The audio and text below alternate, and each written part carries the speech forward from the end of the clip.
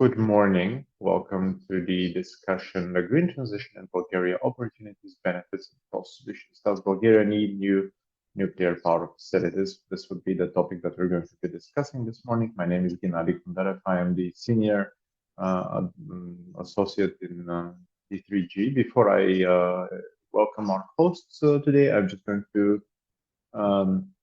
say a few housekeeping words on the use of our channels online and what we have here in the room. The coffee is available to everybody who's joining us online the whole time until lunch. So we're not going to have a strict coffee break, so to speak, between the different speakers, but you can just take coffee for yourselves.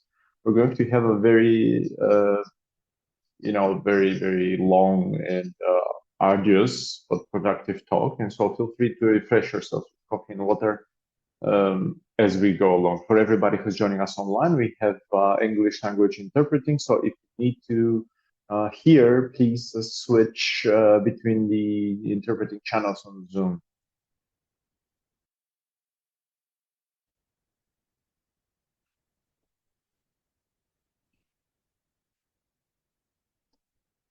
With this, I am now going to pass the floor to Radustina Slavkova from Zazemyata and Mr. Tolov Tudorov as hosts who are going to share with us what provoked today's discussion, why is it necessary, and how we're going to proceed. Greetings. Lately,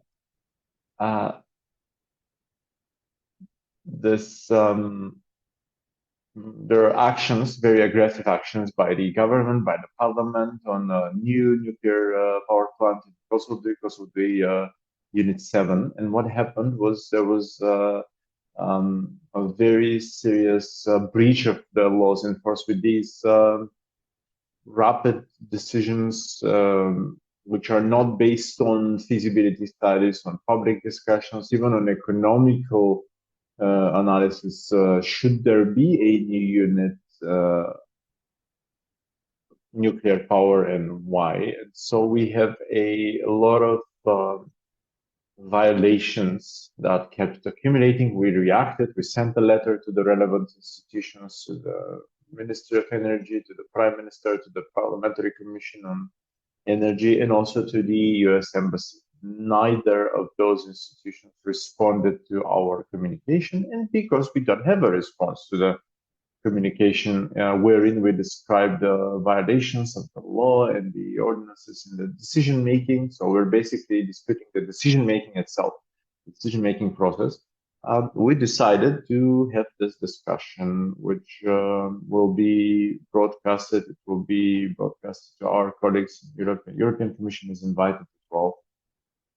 Furthermore, we were additionally annoyed by really it aggravated the situation. Professor Kashiev's firing from Kozloduy NPP. He was talking about the illegal decision making of the parliament and the approach that they took, which in his opinion was illegal. And so I think this showcases that there should be some public pushback, because what is something that politicians do not understand is that the Belen nuclear power plant project was not failed as a corruption practice. Basically, it was a corruption practice, but it wasn't failed because the reactor was a Russian. It was failed because there was no need for it, and there was no feasibility need for this. And so the political push and so on happened as it happened. And now we're going towards Berene part 2. And it's not about us being against nuclear energy or anyone being against it, but having evidence and proof that in 10 or 15 years, we're going to need this nuclear power. So it's not a religious issue saying, the nuclear lobby saying we're against nuclear power. This is not the case here. And also, it's very interesting that the politicians who couldn't agree with one another, they pushed the country to snap elections again. They were very uniform, though they didn't have any divisions when they had to vote for a nuclear power plant. Unit 7, and everyone who voted wanted nuclear power. The ones who were against this project wanted better, and the other ones wanted Unit 7. And so, but really, we needed to showcase, and didn't get it, the needs for nuclear power, new nuclear power. And so these are the issues that provoked us in having this discussion. Thank you for coming. Thank you to the people who registered online on Zoom. Thank you to Zazemiata for the organization of this event, because what we're seeing is not just in Europe, in Central and Eastern Europe. The idea is about having new nuclear power, which are not economically justified or not feasible to have these projects developed. There's a lot of question marks, and it happens in a very large scale. They're planning a few blocks, a few like new units, relying predominantly on nuclear power. And so today we have, as our panelists, some very, very serious names, I have to say, in Bulgaria on the topic of nuclear energy. First of all, Professor Georgi Kastchev, whose name was already mentioned by Mr. Todorov, who is a former chair of the Committee on Peaceful Use of Nuclear Energy. He has studied, he has taught on the topic of nuclear energy in Vienna University, and he was also the scientific lead on the commissioning of Unit 5 of NPP Kozloduy. Alexander Kashomov, who will present to us everything related to the transparency and legality of nuclear projects in Bulgaria in the last 20 years. And Professor Dr. Engineer Dimus Kruyulov, who will be in his role as a lead of the research group on strategic planning on the national energy market. He will be discussing the concept of strategic planning of the national energy structure and reviewing the nuclear power through the structure. And then in the end, we're going to hear from Mr. Vodimirov. He's a director of the climate program in the Center for Study of Democracy. He will talk about the topic of good governance, but he will present this to us through the prism of the invaded state and the invaded nuclear energy, which is a good prerequisite for corruption practices. So without any further ado, I'll be giving the floor to Professor Kastchev. Good morning, thank you. Let me start with the presentation.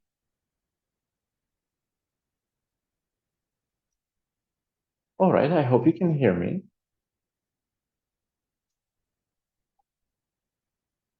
Actually, let's just move on to that slide. Okay, greetings. I'm just going to give you a few words about this project, Unit 7 and 8 of NPP Kozloduy, which I call basically a horrible project because it started horribly and is developing horribly. In 2012, the Council of Ministers decided on suspending the construction of the NPP Belene. One of the points was that it assigns to the Minister of Energy to make the feasibility studies and to file a proposal for development of a new nuclear power at the site of NPP Kozloduy. And then a month later, in April, a decision was taken, which was basically called and referred to as the decision in principle to build the Unit 7. Company was hired, all the feasibility studies were done, the site was approved, and there was the environmental impact assessment study done. And so quite unexpectedly, in January last year, the parliament, without any public rounds of discussion, without anything, just all of a sudden decided that we need to build this Unit 7 of NPP Kozloduy using the AP1000 technology of Westinghouse, and agreements were set in motion, and the Ministry of Energy would be authorized to undertake any and all actions whatsoever that it needs to, under Article 45 of the Law on the Safe Use of Nuclear Power. And I would like to mention here that the law on the safe use of nuclear energy is the only law in this area which formulates the safety requirements, by the way, including the ones in Article 45. It formulates the safety requirements that need to be met when building new nuclear facilities. And so from that point on, what happened? Well, what happened was that, and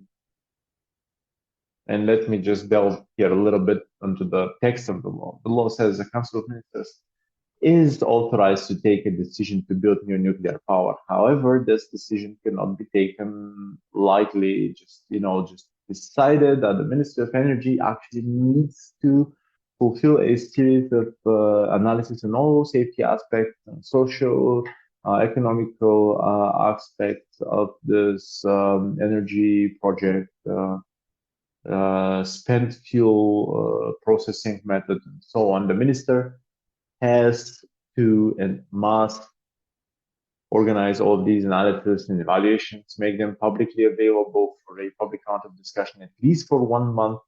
They should be available to the public to prepare and then be a round of public discussions. The law is very, very clear on this part. It's clear what the practice is and the application on NPP Pelene, as you saw in 2004. The government did take a decision, which was basically a makeshift decision.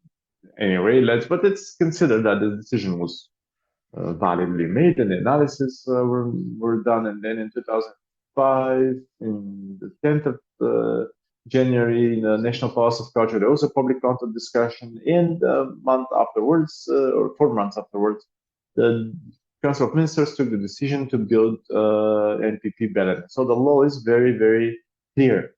The practice was also very, very clear on how this was applied. And these things were explained to our partners in the European Union, because the directives in this area have the obligations of drafting periodical or regular reports on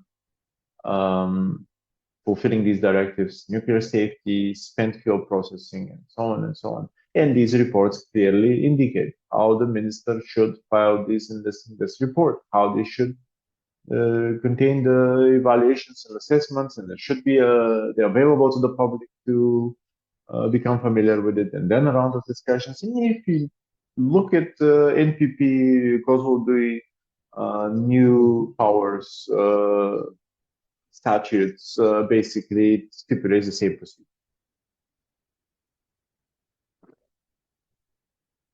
So on October 25th, 2023, without any advance notice, the Council of Ministers put together a meeting, said item 26, report for approval of the report of the Minister of Energy for undertaking actions to build blocks 7 and 8 of NPP Kossuth. There were no analysis published, they were not presented, no public discussion rounds have been had, and this is a gross negligence of the legal requirements, and it is a gross negligence by the respective members of the directives, which require that the public is notified and the public is involved in the decision making. And so there was no protest, nobody said anything, and the decision was adopted.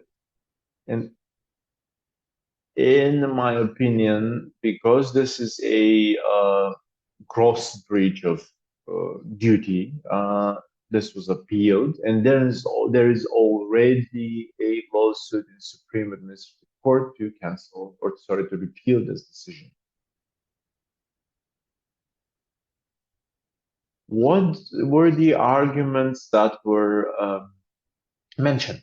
These are not good arguments. So first of all, the Prime Minister said they will substitute blocks 1 through 4.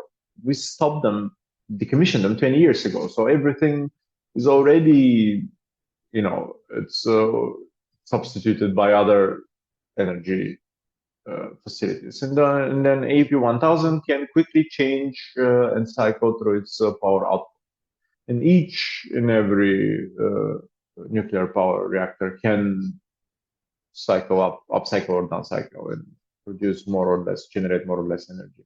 And so it provided in some opportunity to work together with renewable energy sources, which is absolutely incorrect and not true, because this results in some adverse effects. So, for example, if the reactor at night downcycles by 50%, the cost of the power would rise by 20%. So if we have 140 euro per megawatt hour, it would become 170, and this would become absolutely unscalable and feasible. And a member of the European Parliament said, well, in these geopolitical conditions, the most important thing is the security of the European economic area, even though it may be more difficult. We saw that Zaporizhia, for example, the Zaporizhian example was basically, it's not destroyed, but it stopped existing. And we also, the new Kakhovka dam was destroyed, and there is not going to be a power generation facility in Kakhovka after the destruction of the dam anytime soon or ever. And really, we should not neglect these matters. So basically, by the way, the nuclear power plant, if we destroy a dam, cooling water, then the nuclear power plant would no longer be able to operate. And so some members of parliament said it's important for us to be first in Europe, to be pioneers in Europe in developing the AP1000. The Bulgarian industry will produce equipment, and we're going to, export electric power to Greece. And Minister Radev said the purpose is to make the project irreversible. What does it mean, irreversible?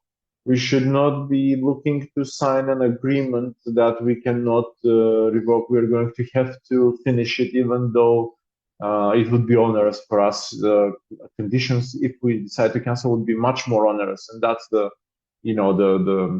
fault in the thinking of the minister. And so we can see here AP1000 heating power 3,400 megawatt tons. The net power is between 1,117 and 1,115 megawatts. And so the main thing here is that the cooling after failure is only done by using passive safety systems, using natural principles such as gravity, condensation, evaporation, and so on. There are no pumps and so on. I'm not so impressed by this, because look, in the mid-1990s, these reactors were developed by Westinghouse, they were developed by Russia, AP600, and so on.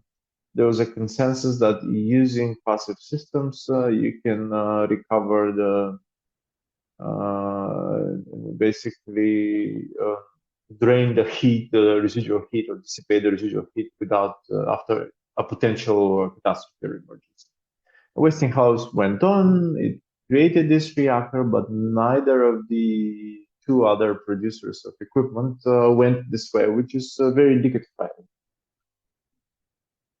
They think that the combination of active and passive systems is more reliable than just passive systems. So 4 reactors were built using this model in China in the period between 2009 and 2018, average construction time 9 years. In the United States of America, a summer project in South Carolina, 2017, after $9 billion United States dollars, it was abandoned. The other project that was initiated in NPP Bohul in Georgia started 2013, average commissioning time more than 10 years, instead of the promised lower or shorter than 5 years. So instead of a little less than 5 years, that's actually 10 years and 4 months. Startup costs, instead of the 14 billion USD, it went completely over budget and 35 billion USD. And the price of electric power is assessed at 170, 180 United States dollars per megawatt hour, which is just unfeasible here. And so it's basically one of the most expensive reactors in the history of nuclear power, 40,000 United States dollars per installed kilowatt. So it's clear that in North America, this project is seen as a financial catastrophe, and because of this, nobody wants to build it there. Even though there are 3 companies that have paid millions and millions to get a permit by the nuclear regulator to start building those reactors. And another thing is that there's, for example, in the UK, which is licensed, even though it's licensed, they don't want to build it. Turkey and Czech Republic also. The Czech Republic rejected it in the course of the tender procedure that they conducted. So this graphics here shows how the assessment time was moving and building the 2 blocks in Vogel. Over time, and it was supposed to be less than 5 years, and the end result is longer than 10. One of the main questions here on discussing the nuclear power is, what are we going to do with the spent fuel? What are we going to do in 10, 15, 20, 30 years? What are we going to do in the next thousands of years? This graphic shows the radiotoxicity of spent fuel. It starts after 100 years. So up to 100 years, it's clear. You can, how should I put it? You can, think of something. But you see here, the red curve. This is the activity of the so-called minor actinides, americi, and so on, which drops to certain tolerable values, uranium ore, if they are buried, though, because you know that uranium ore is, these are very old ore, bodies of ore, 10,000 years later. If they're buried without destruction, then it goes to 100,000 years of decay. And so our strategy so far was always to process the fuel. And at some point later, we're going to bury the fuel.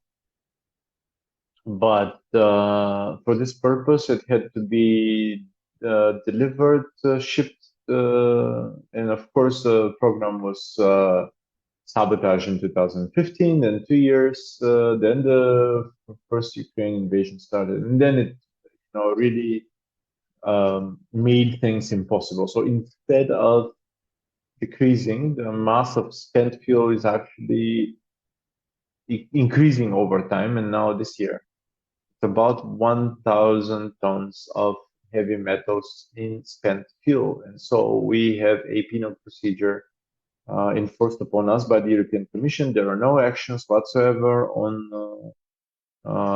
building a deep level geological repository of spent fuel. There are no feasibility studies or plans to do it. And if we make new fuel reactors, it would only make the situation worse.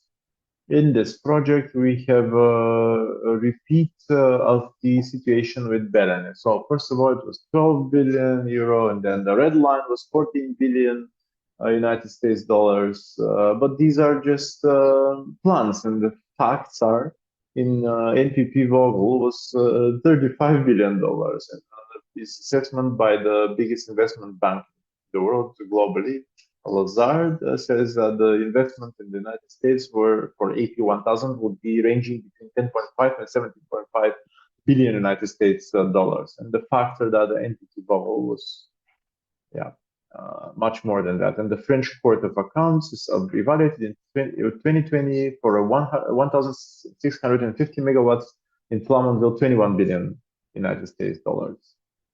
And the philosophy was basically for Berlin, we needed an outside investor, strategic investor, that it's very important to have an experienced company and so on and so forth. And now they're saying everything should be done by the state. And it's clear that the state cannot control such a big project. And we now have some huge financing plans. But how it's going to happen actually is, I mean, they're saying we have bank, and the two biggest banks in Europe at a press conference said that they're not at all interested in funding nuclear projects as they have previously not been interested in. And we have something that Minister Radev said up to 127 Bulgarian level per megawatt hours is what the minister stated, which is not based on facts because the projections in the United States in the actual figures, the facts in NPP Vogel would be 170, 180 USD per megawatt hour, and there are other estimates that 141 to 221. Does anyone know how much does 1 megawatt hour cost on the energy exchange? It's less than 70 USD. So these two huge reactors with huge powers can find, can be part of the energy system. And how they can be part of the energy system, we can see that the decline below 3,600 megawatts and in the summer between 2,500 megawatts, a total power of 2,000 megawatts, nothing is going to work. If nothing else works, then one of these reactors would have to cycle down. The constant cycle down basically increases the cost of energy, and it reduces it spends more fuel for the reactor. And so the latest decision of the parliament of Bulgaria at the end of the year is okay, Block 7 should be commissioned around 2035. Why at this time? The Council of Ministers adopted that the decision would be to launch in 2033. But then the parliament is, a lot of smart guys, so they say 2035. And there is a basically disposal with the funds of the state-owned companies, state enterprises, revenue from the sale of equipment for new NPP Belene would be for this project only. So members of parliament are saying that they can basically dispose of money however they like, and this is fair competition. There is a clear inadmissible intervention in the work of the nuclear regulator. The members of parliament are saying, I give it 20 months to license this project, but who are you and why are you doing this and why are you meddling in this? Because just let me tell you how much it required the licensing of this project. The first version took 4 years. How much time it took to have the licensing in the UK? 10 years, or 7 years, sorry. I mean, it's a huge task. And there was an intergovernmental agreement for Bulgaria in the cooperation in nuclear energy. I think this is on our end. They're saying that the United States of America is the leader of nuclear technologies and so on, but I am sorry, but the United States of America were a leader in this area 40 or 50 years ago. Other countries are the leaders now. And 57 reactors are being built, none in the United States.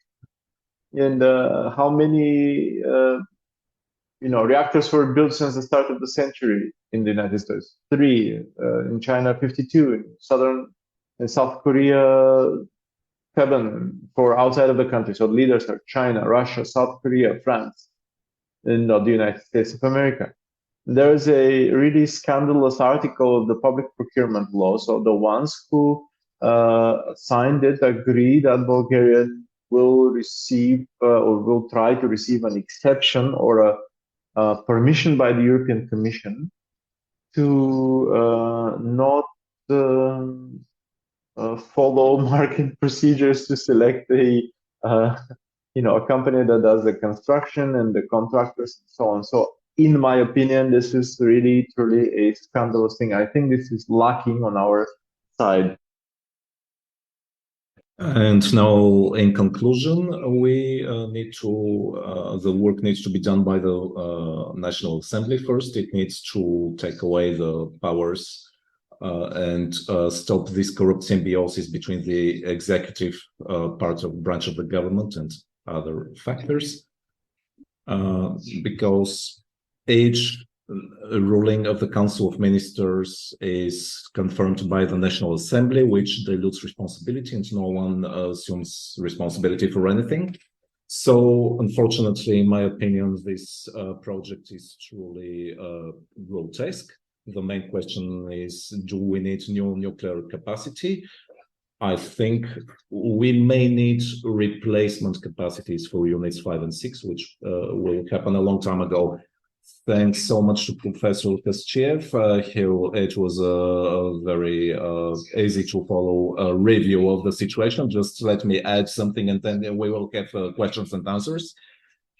Bulgaria, if we're talking about replacement capacities, Bulgaria has promised to transition out of coal no later than 2030 in the new plan for climate and energy. Coal basically disappears between 2030 2035, and in the distribution network development plan, then coal is zero by 2030. Now we can have some questions and answers and comments if anyone in the room wants to participate. We will also be accepting questions online. Do we have questions?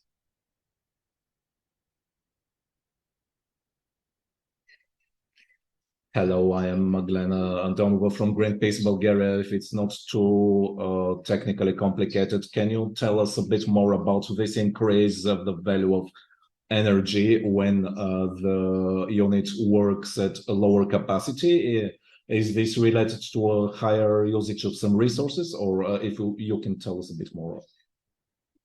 So if the unit works at lower capacity, all expenses remain the same, all of them. For example, 20, 24, 26 years, the first years of exploitation, the most important part is the capital expenses that are over 70% of the cost. So if you're producing less, your costs will be the same. So this is why the end result is higher. This is why I'm saying that, for example, if we reduce power to a level of about 80%, then the parameters can still be optimized. If it works for 8 hours during the night, the unit, the cost will increase by about 8%. But if the unit needs to go down to 50% capacity at night, then the steam turbine cannot work optimally. There we have a lot more thermal loss. And in such a scenario, if it works for 8 hours at night, the cost will increase by 20% of the end cost. This is in terms of the financial side of things. Now, in terms of reactor safety, it's also not recommended to constantly have a lower power, because the reactor develops some transitional processes, especially in higher power variations. This causes some stress on the system. When the temperature changes rapidly by a few degrees, this can cause strain on the walls.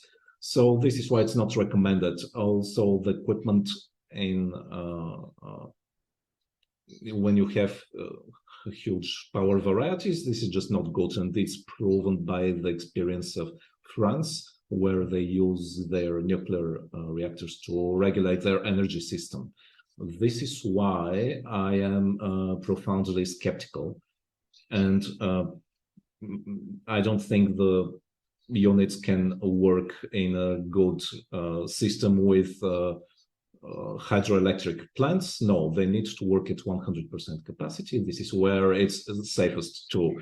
Thank you, Georgi Stefnov from the Bulgarian Nuclear and Thermal Energy Association. How long do you think units 5 and 6 can continue running, and how much it will cost, and how long can it last? Do you know? According to the current analysis for assessment of the remaining resources of the main equipment, and they can work for about 60 years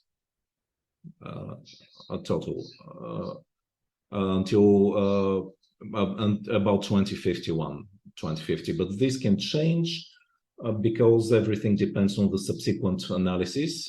These analyses are typically done once per 10 years, so things may change. Currently, our plans are for work until 2047 to 2051. Thank you so much. Now we give the floor to our next panelist, attorney Alexander Kashunov, who's from, you have 20 minutes. Thank you so much to the organizers and dear colleagues. As Professor Kirchiev said, currently we have a new court case filed in relation to this, to the decision by the Council of Ministers to build new reactors, units 7 and 8 of the Kozloduy NPP.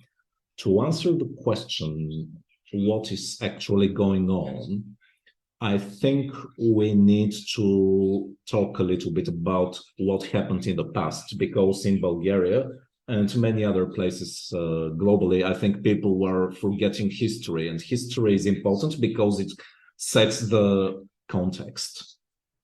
By the way, what is happening currently, thanks to the lovely work of the organizers of this event, it should have been done by the Minister of Energy, because Article 45 of the Safe Use of Nuclear Energy Act says so.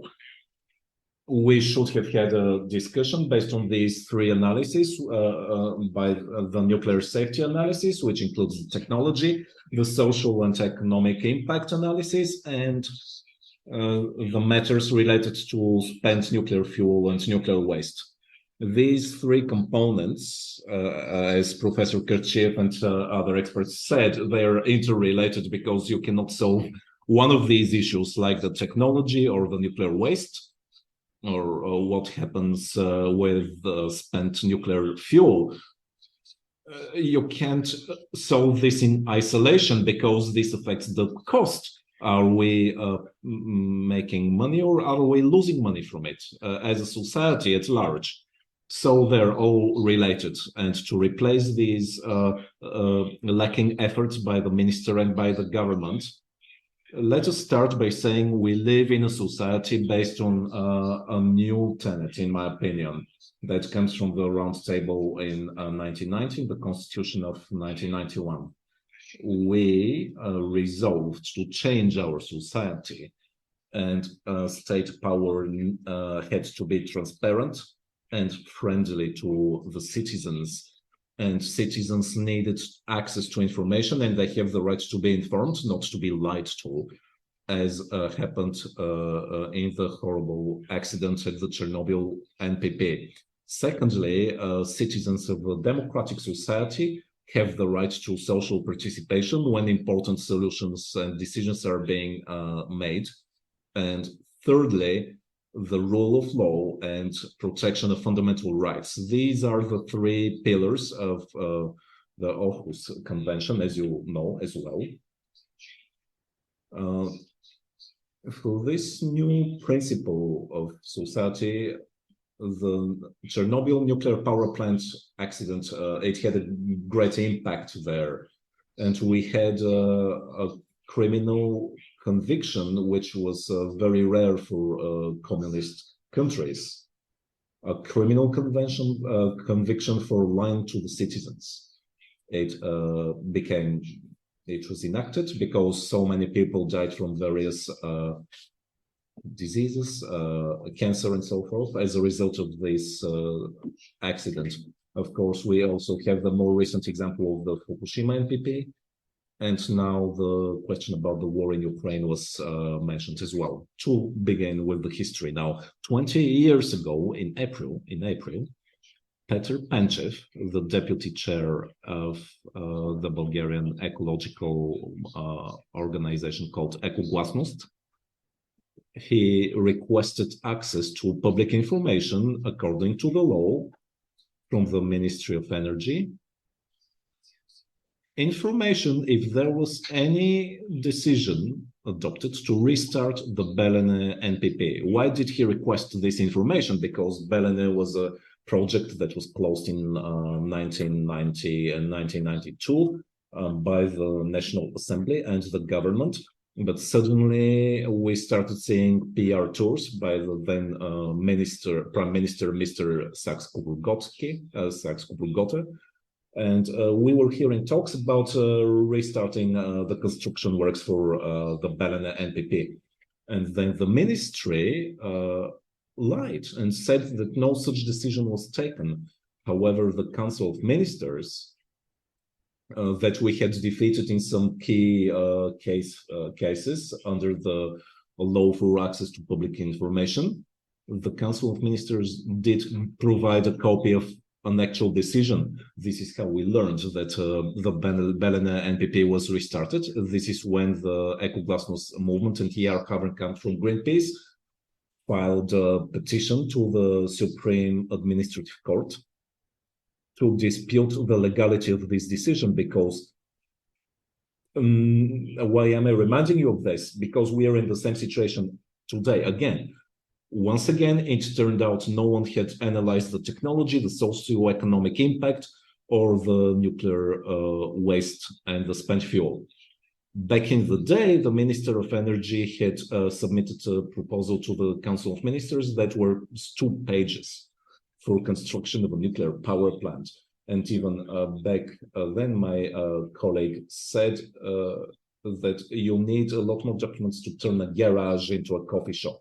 Okay, the Council of Ministers did resolve this, and in 2004, the Supreme Administrative Court convened to discuss this issue. 2 of the courts of the judges then said that this petition was not admissible because it was just a general decision. And nowadays we're having the same thing, the story repeat. Judge Alexander Elenkov, who was the chair of the court panel back in the day, and he was the most senior judge, he had a separate opinion where Petko Kovachev, who also witnessed these events, and some other participants, they agreed. Then Judge Lenkov wrote a 5-page opinion where he said that if it was possible to not have court control over a decision like that, nothing would prevent the government from moving on with actions that would endanger the environment and the life and safety of the citizens. Then in January 2005, a 5-member panel of the court returned this decision for review by the government. This was when the government realized that it couldn't just act like that.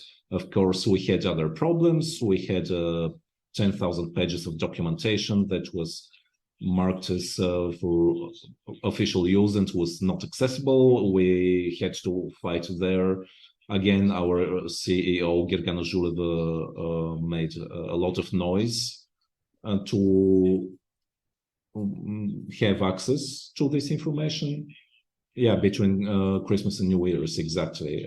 It was another fight to let us have a public discourse around in the next year.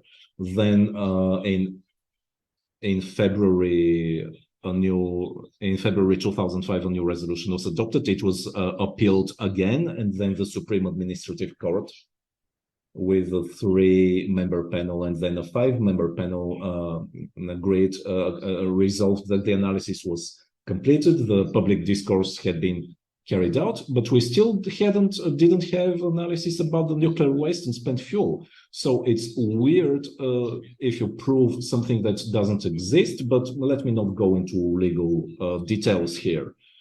The court cases continued about the selection of a site.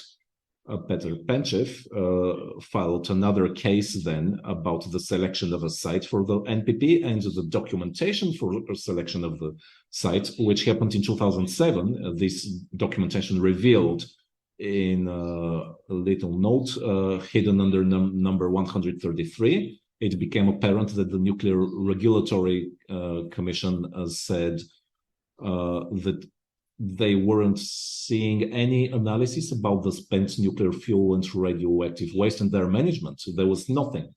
The Supreme Court of Administrative Court was put in a delicate situation where they had retroactively to establish that something hadn't been done years ago. And it conveniently decided that no one could appeal the solution for the selection of the site.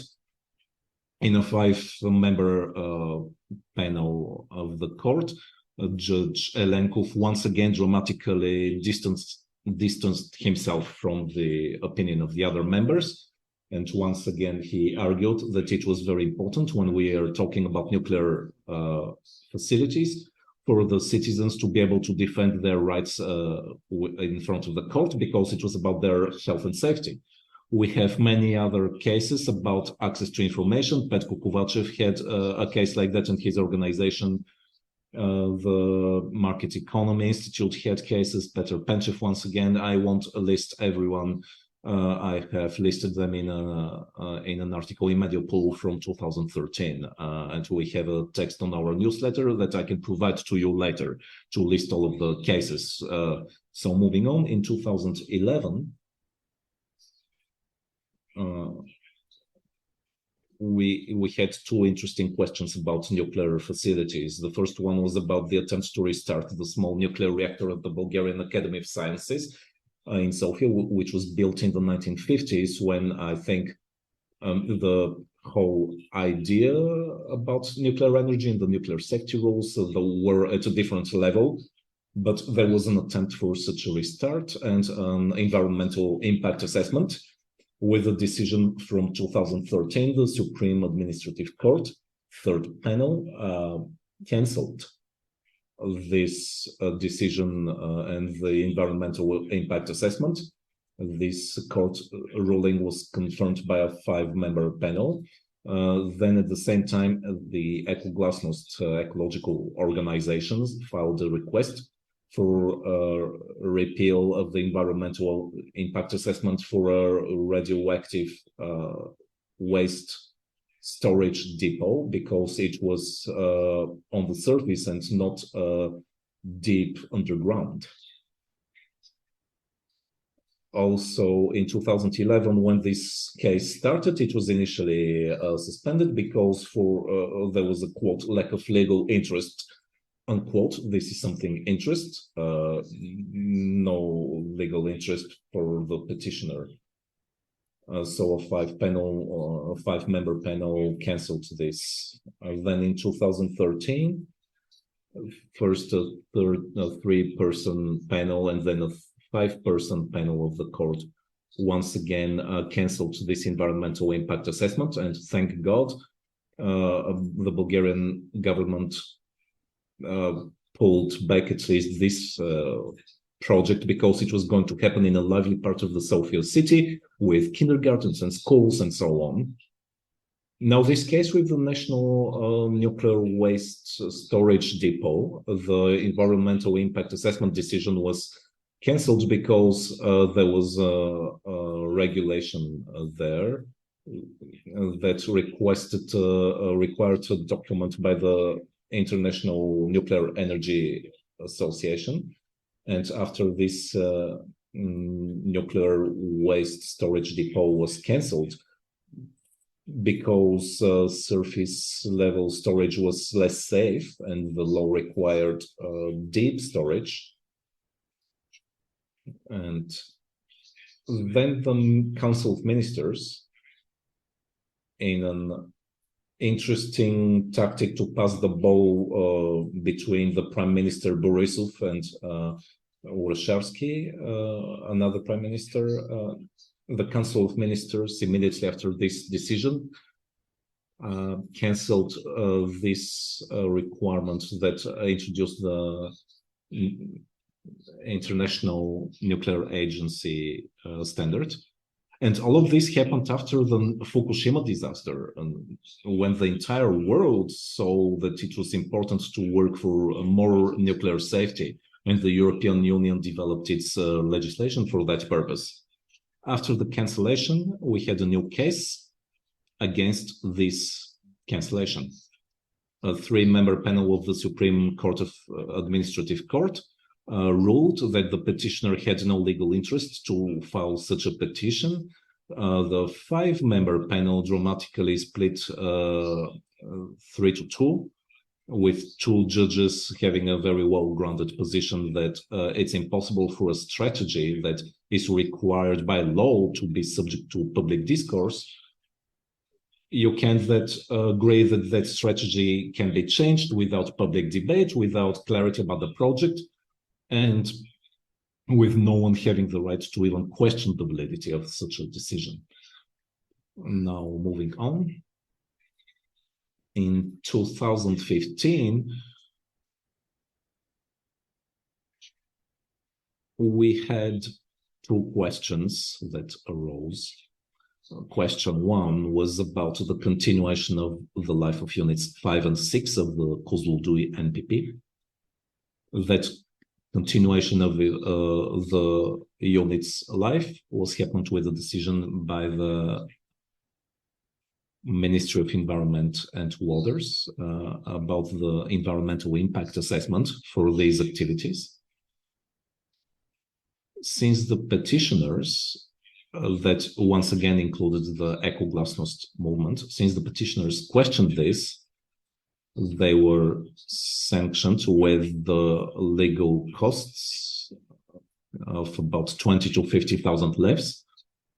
And at the end of it, further to the petition for cancellation, the court said that it agreed that the court fees were excessive, so they were reduced to 12,000 levs. And thanks to this ruling by a 7-member court panel, Bulgaria was sentenced at the Strasbourg court with a decision from 2021. Now, later on, there was an environmental impact assessment for Unit 7. This assessment was once again appealed before the court, and a 3-member panel of the court ruled that the assessment was illegal because it didn't take into account all projects that were planned in the area of nuclear power. And also, once again, yet again, it hadn't resolved the issue of nuclear waste and spent nuclear fuel. The court rescinded that decision. Just let me say here that Judge Donka Chakarova was the leading judge.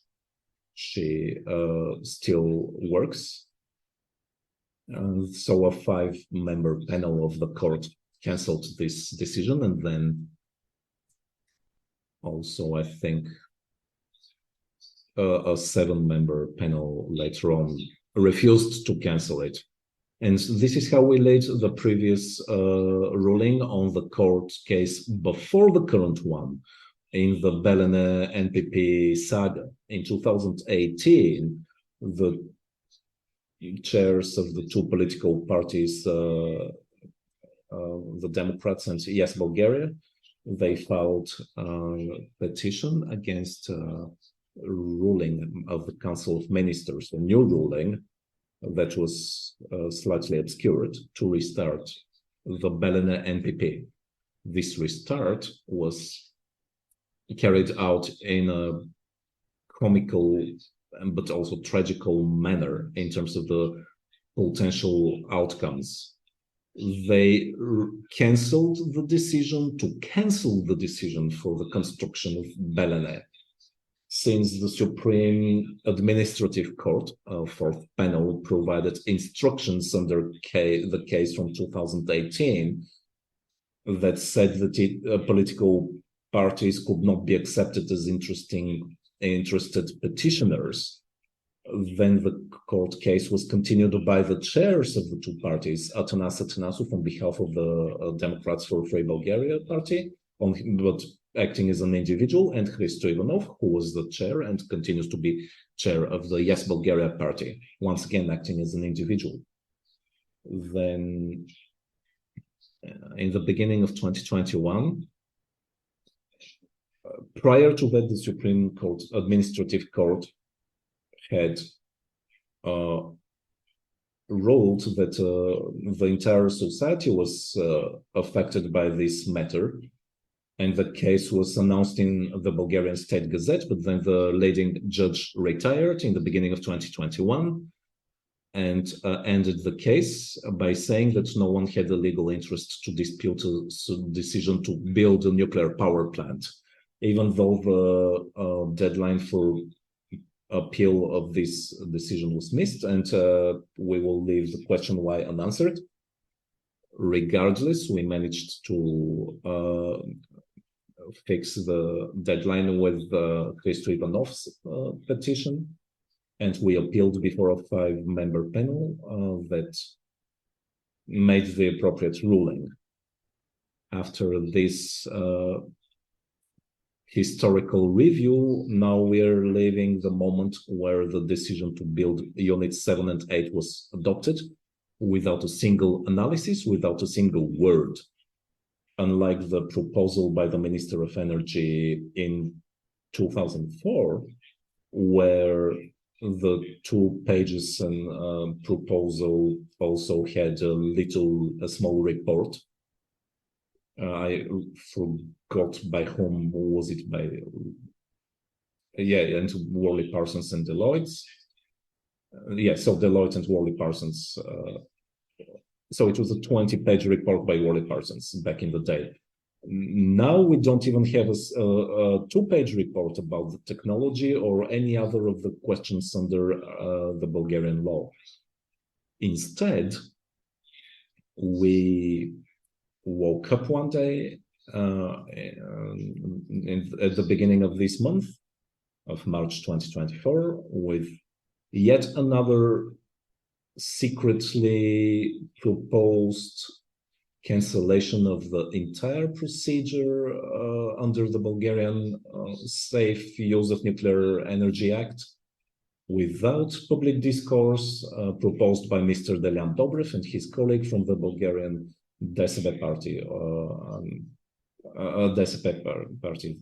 This proposal was voted on, and we are yet to see what it's about.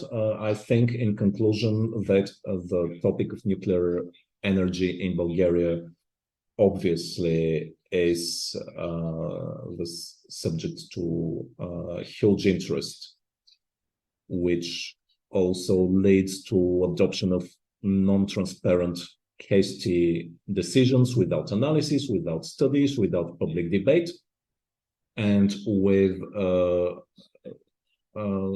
strong pressure on the judiciary being applied. And we can see this, that despite of this, our judiciary has managed to protect people's rights with a decision here and there, but it's been difficult.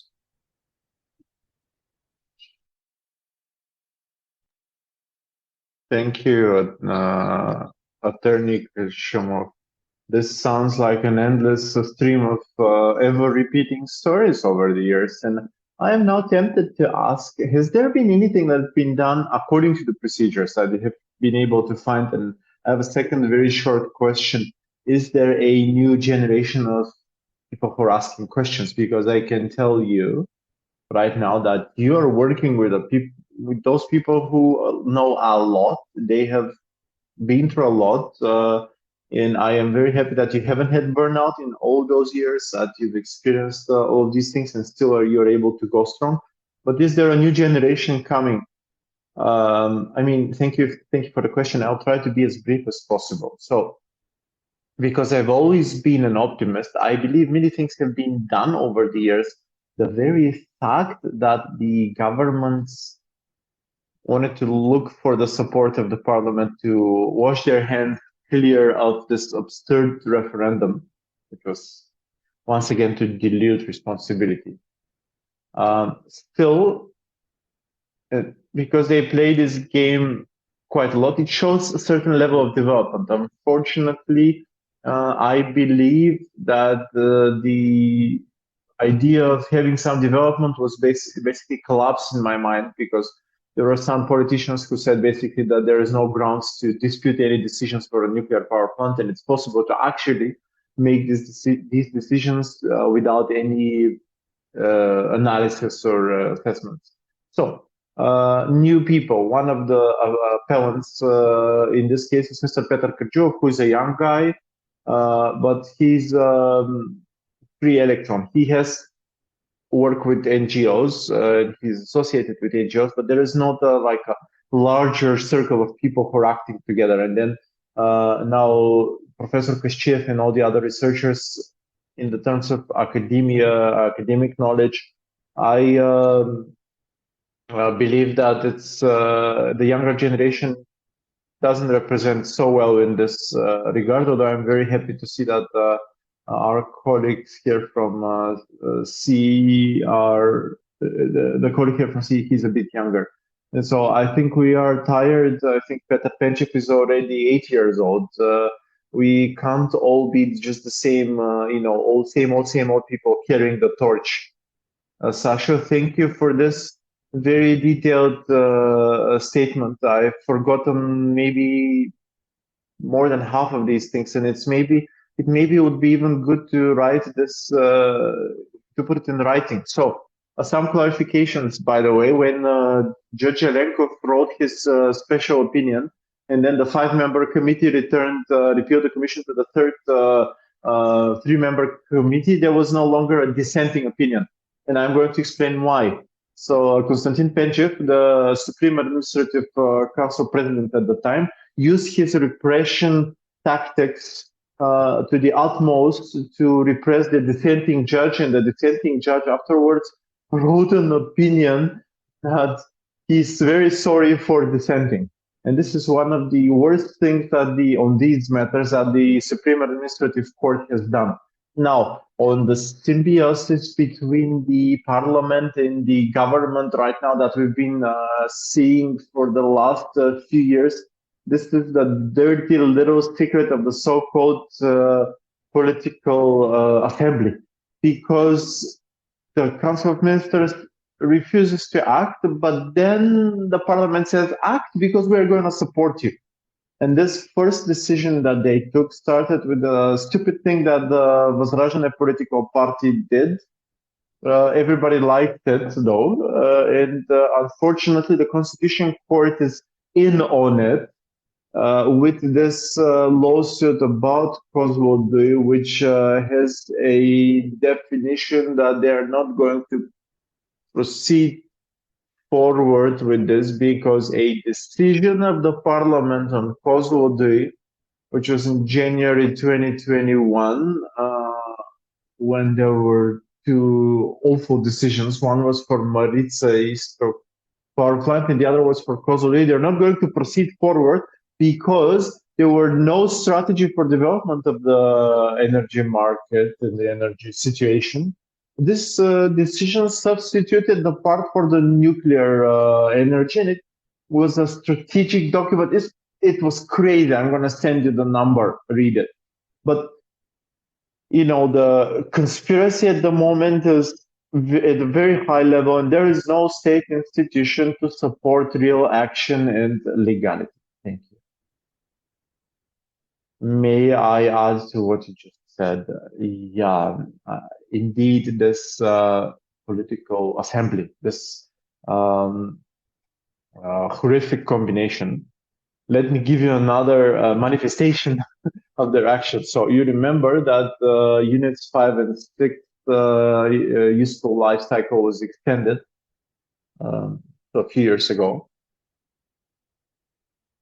But there were complaints about the NGOs from Romania and Serbia that to extend the lifespan, there were supposed to be environmental impact assessments done. And this was actually reasonable as a request because main components were substituted. That is, for example, generators and turbines. A lot of buildings have been built on top of the surface. And the colleagues from Kozlody basically said, well, we did these and these many modernization and refurbishment measures. But when we see that, for example, 220 modernizations have been done, it seems as if it's a substantial change. And there was a huge battle to actually, under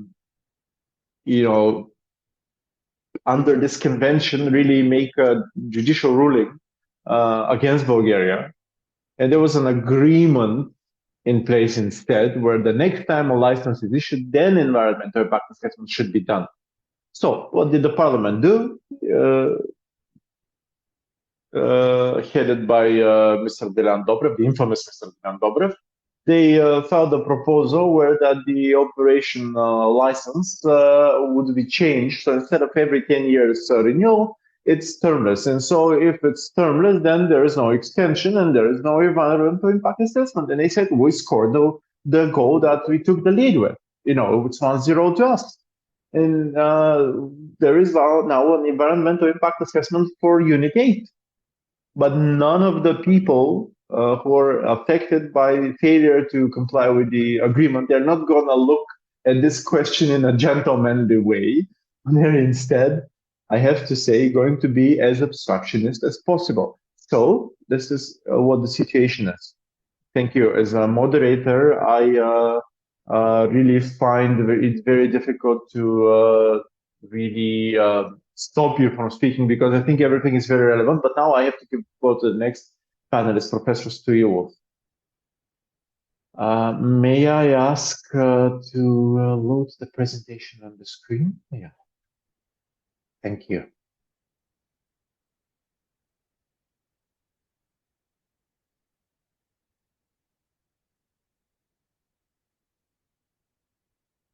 Thank you so much.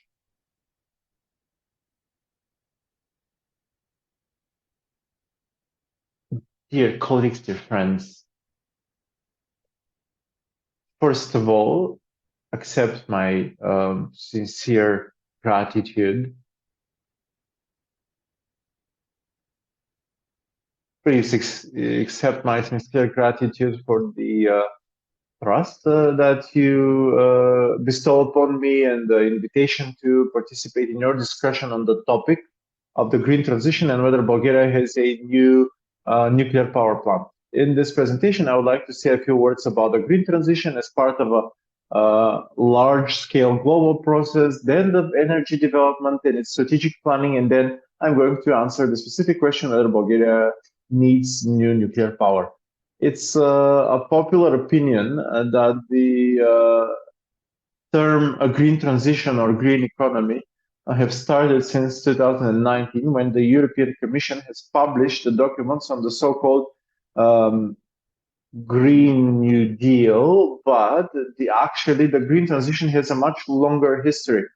The roots of the green transition can be found in analysis of the European and global civilization after the Industrial Revolution, which the great Hungarian economist Karl Polanyi has created and published in 1944. He created the Great Transformation term, which stipulates changing of the national economies globally to avoid the harm on the planet Earth and the ecosystems, as well as the reverse impact of these changes on the humankind.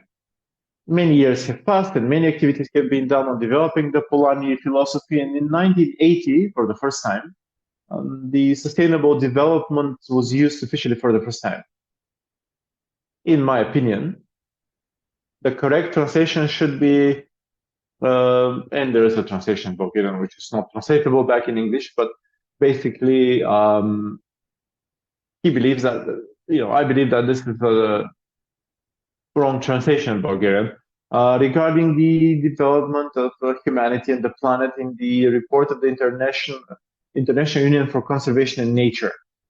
And 35 more years passed, while the sustainability goals for the planet, the humankind and the animal kind and animal societies have been adopted by the heads of state in 2020. These sustainability goals have been defined in compliance with multiple circumstances which impact the development of the public and its globalization through mutual planning of industrial and energy technology, the economics, the environment, including the climate, and last but not least, in terms of state of the art and importance, the so-called IoT, Internet of Things, as a combination or a focal point of information technologies and public relationships. For some time, these goals were converted into ideology, politics, and business of the global corporations. But lately, they have been a shadow has been cast on them by some darker actions. Now, the world, Europe, and Bulgaria are going through a new great transition for the creation of a new global order and achieving certain goals for 2050. It's different, however, from the idealistic road to sustainable development. Through it, the national energy economies are going through a great energy transition as part of the geopolitical processes which determine the future of the planet through using some huge human, material, and financial means. Planning of the steps on these transitions is a supreme science, which in the old European world is basic in the United States of America has been developing for more than 100 years, and then during the transition in Bulgaria, it was um, basically destroyed. And just the first monograph on this topic was published, and many of you actually know it already. This monograph is called Planning of the National Energy, but this title, very pretentious title, should not be scaring you with the idea of this difficult matter. There is no complex models, but actually very compelling and systematized knowledge in the other economic systems and the overall ideas for public development. I think in the book you will find some very well argumented answers to the questions of the energy transitions, including the current transition towards green energy and economics. So, for example, in the first part of the book, we have uncovered some main knowledge and important knowledge on energy and power engineering, through which you will be able to rethink and supplement your knowledge on the importance of different various energy sources and energy carriers, energy transformations and their impacts, which of them are green and which of the energy technologies are green, and the respective energy, nature, environmental protection, economical, public, and other characteristics. I would like to invite all of you to review the contents of all of the materials that I have provided, and they are available also in the platforms that are disseminating this book, biblio.bg, helicon.bg, and ozon.bg. Now let's proceed to answering the question of today, the relevant question for today's event. Does Bulgaria need new nuclear power? First answer to the question, is there a need? The short answer is no. This is not my response. It is part of the integrated plan in the area of energy and climate in the Republic of Bulgaria for the period 2021-2030, adopted by the Ministry of Energy and the Ministry of Environment and Water in 2020.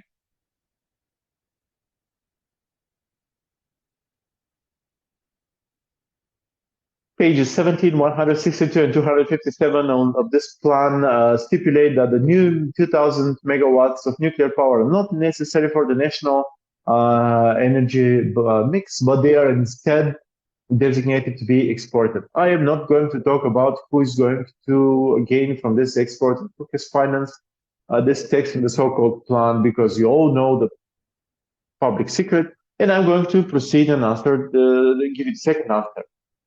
The second short answer is contained in another document published on February the 23rd, the year 2023, by the Ministry of Energy, which is named aptly Strategic Vision for Sustainable Development of the Electric Power Sector of the Republic of Bulgaria for the period 2023-2053. This document, with really corrupted content, includes the same hypothesis, which is harmful to the state. Bulgaria should build at least 2 nuclear units with 1,000 megawatts capacity for exporting electric power. But there are some other harmful policies.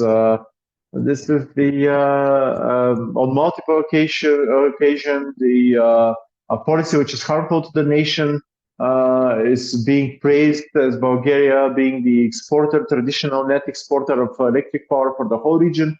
And one of the main strategic goals for 2053 is preserving and upgrading this role. Why it should be like that, nobody has said. But many other significant factors do exist which cause harm to the Bulgarian state. From the development of Unit 7 and 8 in NPP Kozloduy. I have described those in an open letter to the President, Prime Minister, the Chair of the Council of Ministers, the Attorney General, the President of the Bulgarian Academy of Sciences, and the latest President of the National Association, Ecoglasnost. The substantial part of the letter is stated in 17 pages, and the used literature 5 more pages. It can be downloaded or read from the webpage energyplanning.bg.net,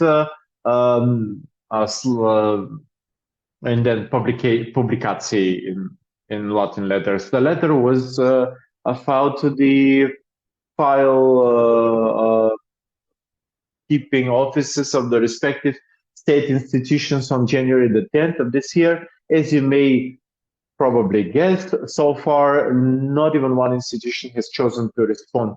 In the slides that follow, I have selected some short excerpts to push you towards some more active responses.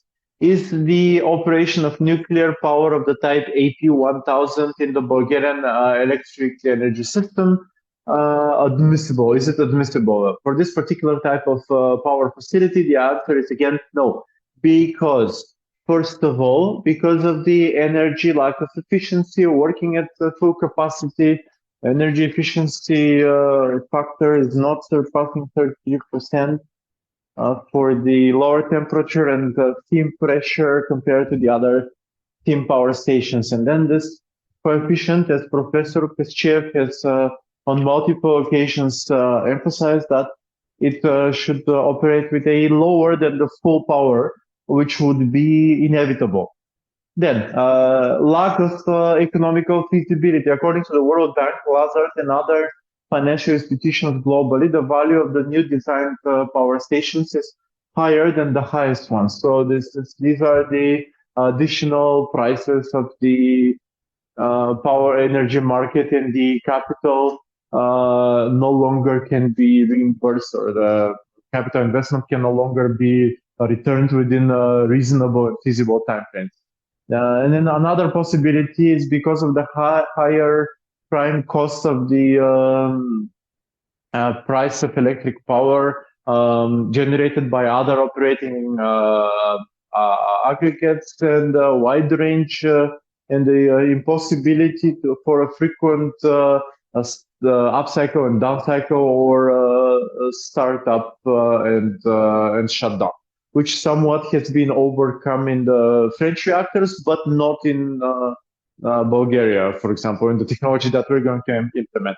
Then another issue is impossibility to make it cheaper. So among all energy technologies from 1974 to 2008, the International Energy Agency member states have it put in the most money for technological improvements in nuclear power, which would decrease the prime cost of the generated nuclear power. The results are not acceptable for the investors because the leveled or prices of electric, levelized cost of energy, LCOE, of nuclear power stations without subsidies have only ever been rising.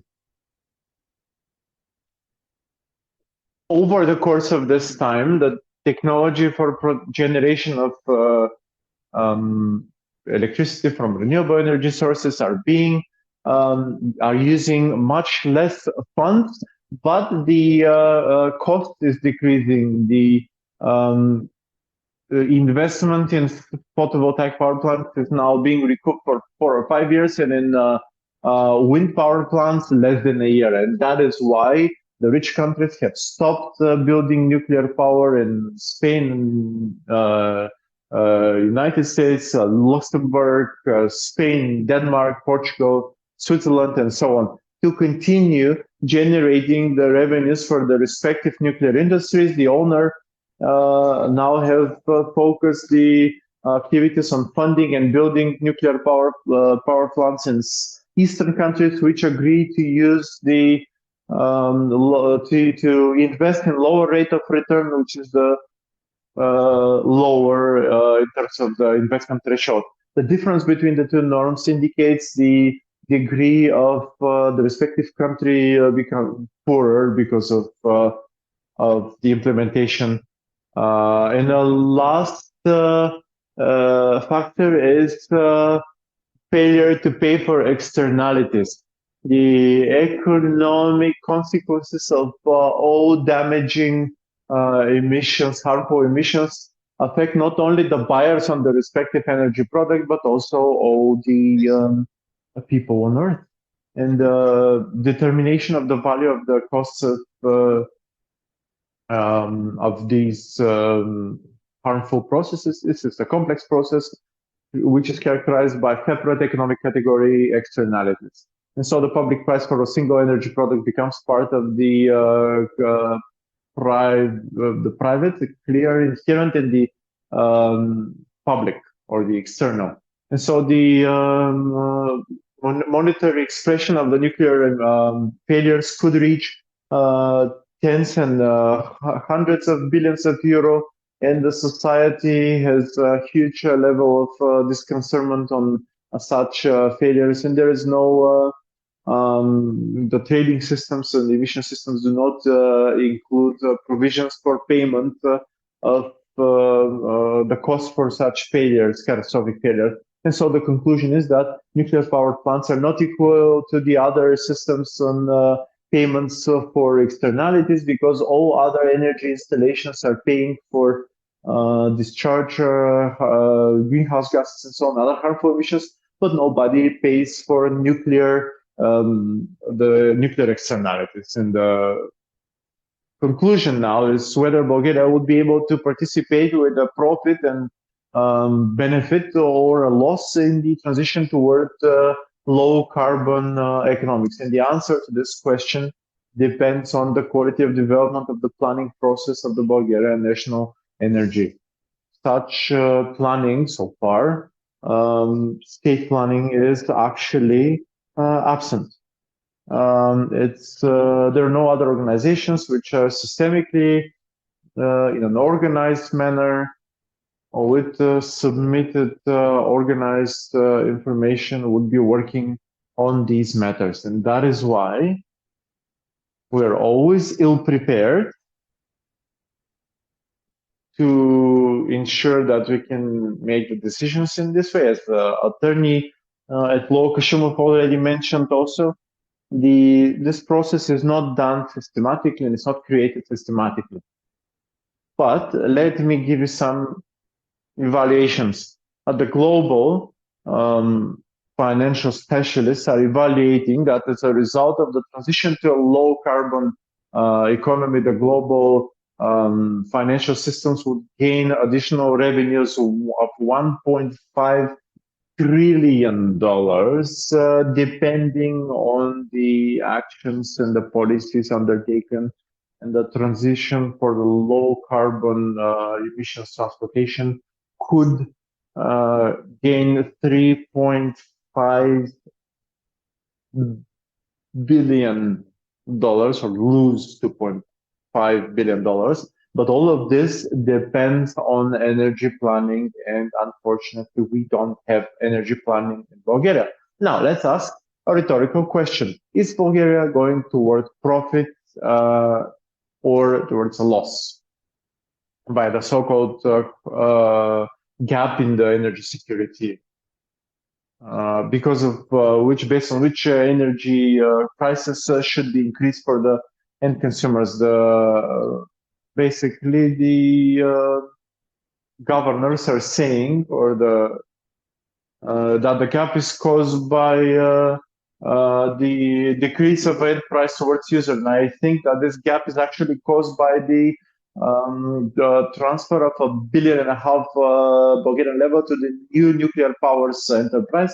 And the rising of costs would only be the first action of the road that we have taken towards nuclear power. There are acting the financial and economic experts, and they can analyze and tell us who's wrong and who's right on this.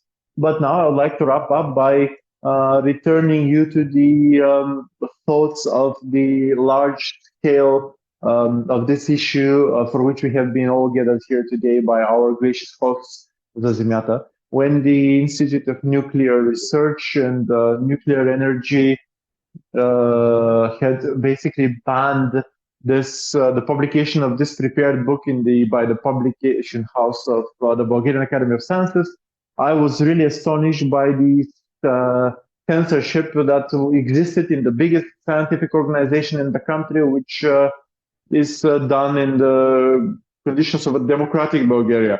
And when the leaders of 25 countries have signed the declaration for triple increase of the nuclear power capacities, I was also really appalled at the attitude towards the countries that are on the bottom of this ranking, let's say. So the conclusion and new challenges: when the Parliament started managing the plans for developing Unit 7 and 8 of the NPP Kozlodui through its decisions, I was also appalled at the strict and very urgently organized anti-state and anti-humanity actions, which far exceeds the climate change.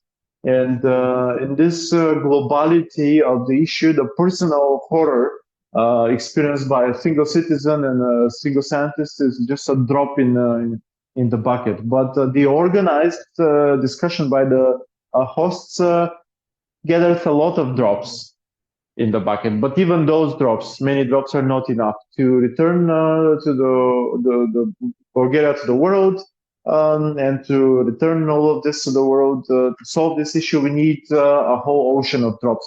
And now, please allow me to thank the Science Research Fund for making sure that this research was well funded and for the publication of this book. Thank you. And you have the floor for. Thank you. As someone who I read your book, it's a comprehensive and understandable course in nuclear energy, so I would recommend it to anyone who is interested in this topic. Now, provocative question that I have asked before, but now I would like to repeat in public. The regional picture, we mentioned about it, that many countries are trying to build new nuclear capacity here in the region. Countries like Slovakia, who have 60% of nuclear power in their energy mix, they're also planning new capacities. In the Czech Republic, we have 35 to 40% in the energy mix. Some of these countries really have a substantial share of nuclear power in their portfolio. Now, countries like Poland, who are just starting on this road, if they succeed, their nuclear power will be like low 20s in terms of a percentage of the total power in the country. Now, about the idea that the energy mix should have a little bit of nuclear power is that nuclear power helps hydroelectric power if the nuclear share is about 1/5 of the total mix. Now, when we think of a base nuclear capacity, if we look at it on a chart, we have a consumption that varies. We have hydroelectric production that also varies, and we need to balance them out. And we have the basic nuclear or other capacity that helps stabilize everything. How can nuclear capacity be of help? Can they provide more flexibility or not? How can they help the development of renewable energy sources? Thank you, Mr. Kontarev. The question is indeed interesting, and it gives me the opportunity to say that recently, based on these so-called base, the approach to base capacities has changed. We no longer have the classic term. Nowadays, base capacity has to be viewed in a different manner, or we have to just drop it as a term, because the classic term of base capacity supposes that this is the cheapest source of energy in the portfolio of the energy portfolio of an energy company, for example, that the energy company uses to approach the market. So this base capacity has to be the cheapest one, has to be constantly operating and not subject to change. Now, recently, nuclear capacity has ceased to be cheap. Nuclear power, therefore, just doesn't fit the requirements. The definition of basic capacity in nuclear power is much more expensive than the energy produced by photovoltaics and wind turbines. Every energy company that has a portfolio and offers their energy on an energy exchange first strives to use as much as possible as much renewable energy as possible. Now, after the renewables are constructed, they have to be utilized to the fullest extent, of course. And because of this, and because nuclear power plants, even if we assume that they are the next best priced in the comparison of energy production, which is not true, but if we assume it is like that, in such a case, nuclear power plants must participate in the regulation of the energy mix. They have to compensate for variance in the load that happens with renewable energy sources that has. So they have nuclear power plants act as such a balancing factor in the energy mix? No, obviously not, as Professor Kostyев stated a number of times. The base energy capacities, the new base capacities that have to operate 100% of the time and to be utilized to their utmost are indeed capacities that have zero variance in their cost. But here we have emulsion-based construction of nuclear power plant units, but they have an energy component. Then the nuclear fuel and spent fuel disposal are not free or cheap. Thank you. That's all. Hello, Professor Stwilov. Thank you by Georg Stefanov. I'm also a Ionist. Do you know that a couple of days ago, Associate Professor Nasko Georgiev opened a new master's degree program for nuclear technology management and innovations? Now, my question to all other panelists is, at the end of the day, everyone we listened to and everyone we're going to listen to, don't you think that we should also work on education, because this new master's degree program was opened with the Nuclear Regulatory Agency and others. Let me not list everyone. Some participants have made some mistakes in the past, but if we want to teach students and show them the bad practices and the good solutions, I don't know what's going to happen. So what do you think I can help you assist with my colleagues to discuss education, basically? Thank you, Mr. Stefanov, for your question. Of course, I know that such a specialty in the business department exists. I knew that it was going to be opened. I didn't know it happened a few times ago, but anyway, unfortunately, yes, I know Associate Professor Georgiev very well. He's a respected Bulgarian specialist in economy, dean of the business faculty of the Sofia University.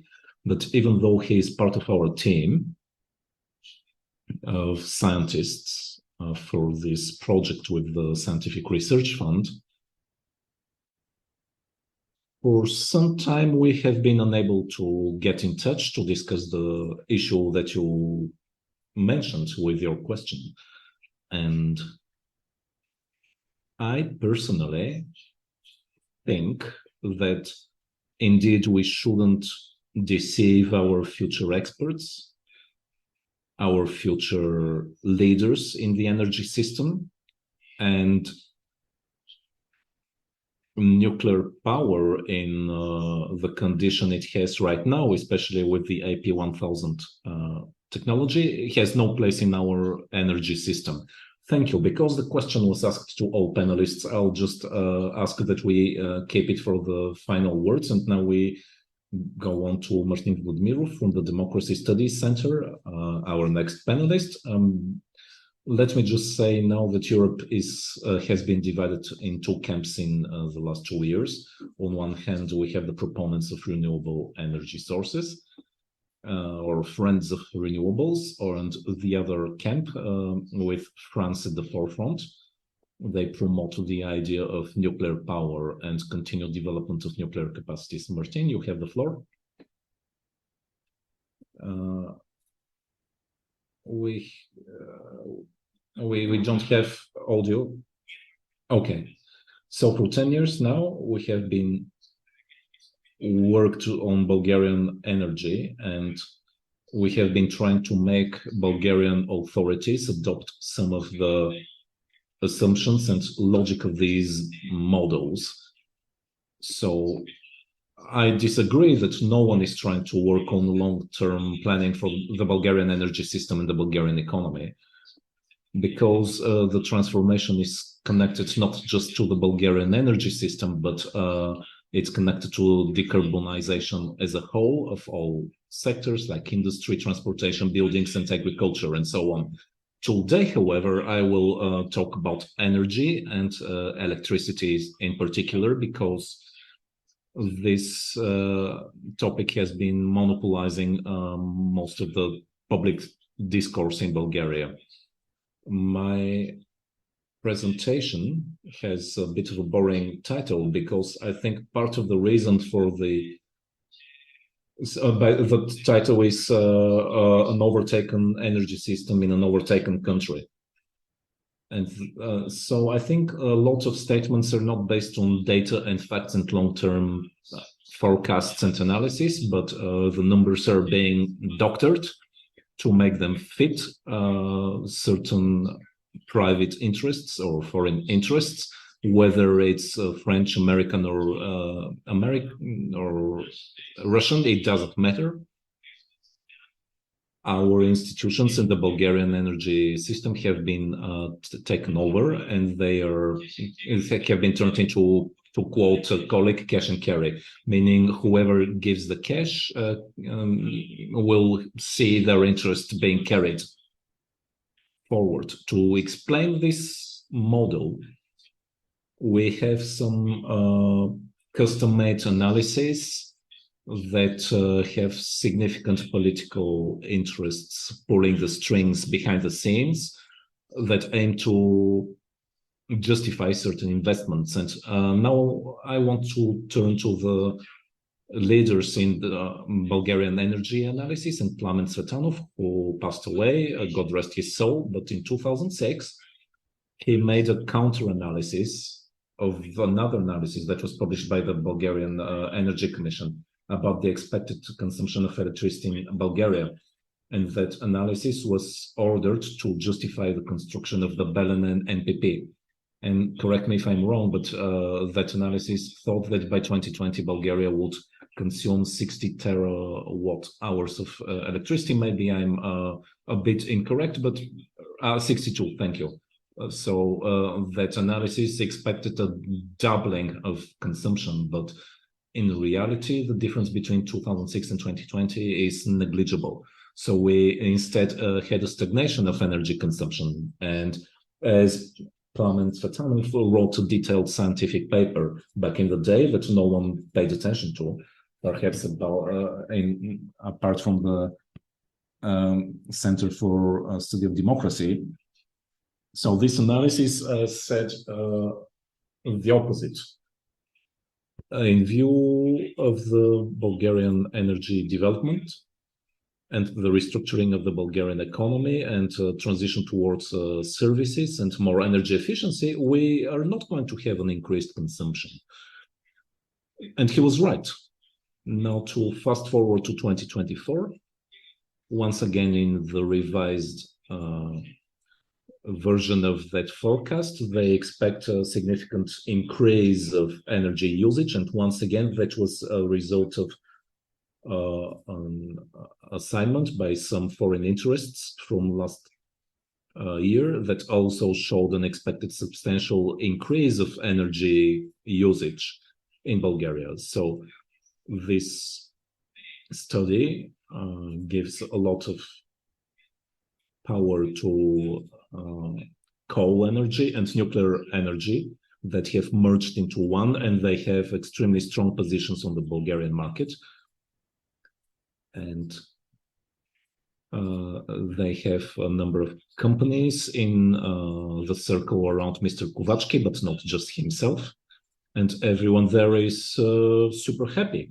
Our state forecasting and state planning has always tried to serve the interests of certain circles in Bulgaria. And within this context, we asked the European Commission last year to not allow this lobbying to be used as a foundation for Bulgarian strategic planning. I don't think we succeeded, but at least in the Energy Transition Commission, we managed to agree on a more moderate forecast, and I will show it to you.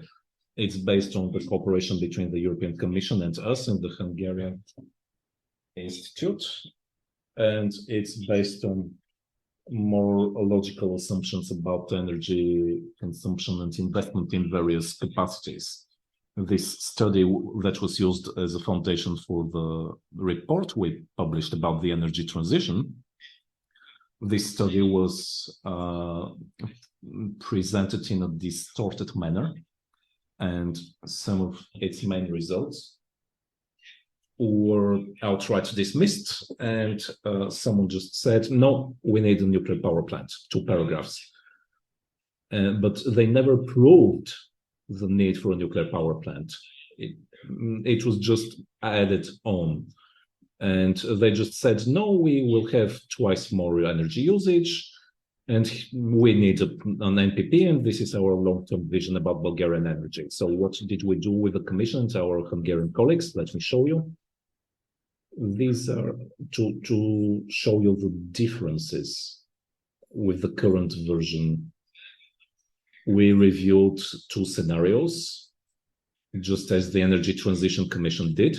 One scenario of a late transitioning out of coal by 2040 and an early transition by 2030. Both of them don't plan for new coal capacities. So why are we focusing on coal energy? Because Bulgarian energy is it's all based on the decarbonization speed. As we know, 2/3 of the emissions in our energy production come from coal and gas.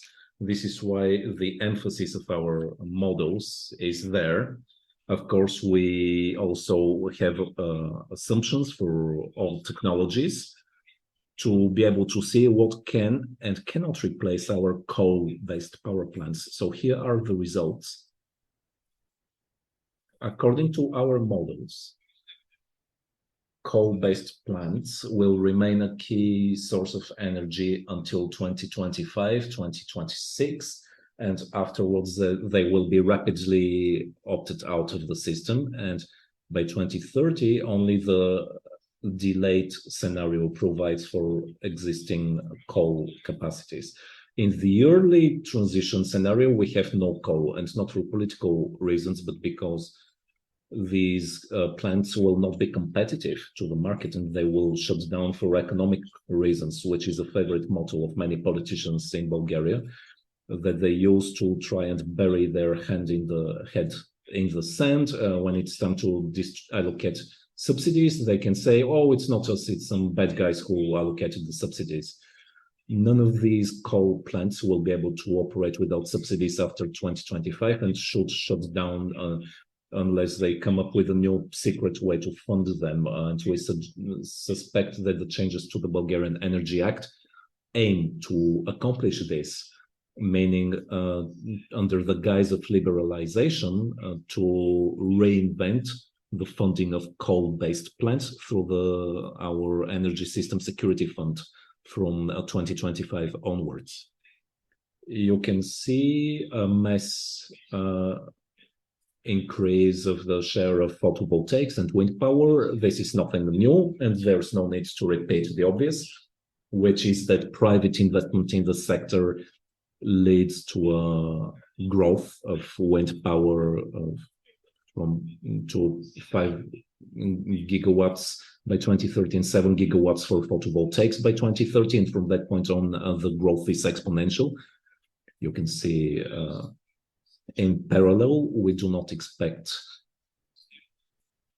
our system to incorporate new nuclear capacities because, as the previous speakers explained in detail, the price of nuclear power production will not be competitive to the market. And I will show you why in a little bit. We've done a modeling of the prices in Southeast Europe until 2030, and they do not exceed 100 euro per megawatt hour. So this means that even in the most optimistic scenario, a nuclear power plant just cannot be profitable. To become profitable, it should, maybe we can decommission early units 5 and 6 in order to reduce the supply on the market and potentially the prices in Southeast Europe, because as you know, this nuclear power plant plays a key role in Southeast Europe for the entire region in terms of covering energy needs. Much more important role will be played by batteries, and by batteries we do not only mean lithium-ion batteries, but also other ones for other types of nuclear power plants that are key to the entire region. It will be important to repair as quickly as possible our accumulating and pumping hydroelectric plants. As many experts are saying, this model shows a relatively low amount of usage of gas and coal plants and a low amount of usage of the battery storage capacity for at least 10 years. Of course, coal is still central and is important, and in the years to come, you will see a 40% utilization rate of coal, but it will decrease sharply later on, and will drop down to about 5% or less. What happens with the demand? Our model shows that the energy demand will increase by 11% between 2025 and 2030, and by about 40% by 2050, due to the gradual electrification of many sectors, including industry and transportation. But to a large extent, the more ambitious forecasts about energy usage in Bulgaria are based on unrealistic assumptions of full electrification of transport, something we do not think is feasible for a multiplicity of factors, including socioeconomic factors. And also these models fail to account for the fact that Bulgaria is already highly electrified. It's one of the most electrified countries in Europe, and the potential for additional electrification is small because the use of natural gas in us is insignificant. It's focused mainly in the industrial sector and in thermoelectric power plants. Well, thermoelectric power plants are gradually being phased out. It remains to see how long it will take, because there are some bottomless pits there that are being filled in.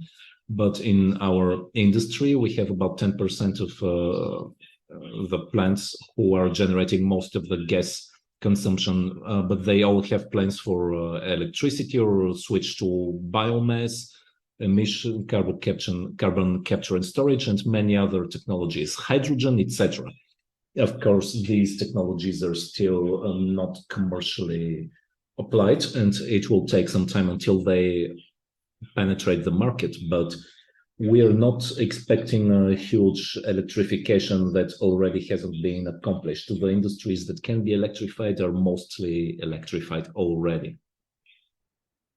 This is what I meant when I was talking about prices in the region. You can see that by 2050, the maximum scenario is for about €110 per megawatt hour, while in the period of the potential inclusion of the 2 new units of the Kozloduy NPP, the price will be about €90 to €95. To make an important clarification here, as Professor Kachiev did, the Center for the Study of Democracy is not opposed to new nuclear capacity construction, but they should be used to replace units 5 and 6. And the decision for that needs to happen a lot later. Why? We can see a huge evolution of technological revolution, not evolution, it's a revolution. And we do not know by 2035 what's going to happen with battery technologies, the effectiveness of wind power technologies. We may have another revolutionary methods to reduce consumption and so on. Therefore, it is so early for us to get locked down in a huge traditional nuclear power capacity when we can have much more efficient technologies in the future. So our motto here is, let us wait. We have time. Now is not the time to invest in a huge capacity like that. And probably this will generate a huge fiscal deficit for Bulgaria in the next 30 years if this decision is adopted. So we have major economic factors that say we shouldn't be hasty with a decision like that. As you can see, these are the emissions. We're not going to talk about emissions that much here, but the phasing out of coal plants from the system will solve to a large extent the problem with emissions in our system. Not 100%, but coal is the main problem, and I think it will be naturally resolved. The big scare for all Facebook experts is that we're all going to die by two main ways. First, being in the dark, and secondly, being in the cold in winter. Our forecasts show that even if we phase out all coal plants in Southeastern Europe and do not build any new capacities in the Kozloduy NPP by 2050, because after 2050, none of us will be here probably, until that point, we see no shortage of electricity, and we don't think there will be a lack of backup capacity for the system. And this happens even if we have extremely high electricity prices, meaning that our system will still be perfectly adequate by 2050. This means that we may not have 100%, as Mr. Tsachev insists, but it might be 99.9999. But it might be 20%, and everything will be fine still, because no one stops electricity at the border. It continues. Now, I am being a bit ironic here on purpose, because unfortunately the level of the debate has been brought low by others, so we have to take this into account. We think that the cooperation between energy system operators in Southeast Europe is important. They need to do their homework, sit together, and come up with a better way to manage the new large hydroelectric capacities, instead of just moaning about, oh, we're all going to die. No. And speaking of this, the restriction of hydroelectric plants in the system remains insignificant, even though, despite the huge increase in production. Of course, this means low prices, zero prices, negative prices, etc. But there are other approaches to deal with this, like storage systems and so on. But the solution is not a centralized stoppage of the plants. What can we do and what follows? Just to repeat some of the conclusions, we have to speed up the phasing out of coal plants from the energy system, because they just accumulate losses, and we are arguing about them a lot. We don't think the discussion about energy security has something to do with the budget. We have to come up with a way to continue transferring money from emission quota sales to other directions, like decarbonization. This is the main question to debate. No one is mentioning it. This is why we need to remove the state support mechanisms for coal and gas. Let's see if it happens. I think that somewhere in the transitory and final provisions of some act in the future, there will be an obligation to protect the financial health of the Maritsa East to thermoelectric power plants in all perpetuity. Of course, this means that by December 2020 something, a couple of thousand miners will charge at the Council of Ministers because no one will have provided them with a clear schedule for the energy transformation, and they will find themselves jobless overnight. And because of that, we will have to cut all kinds of deals with the devil.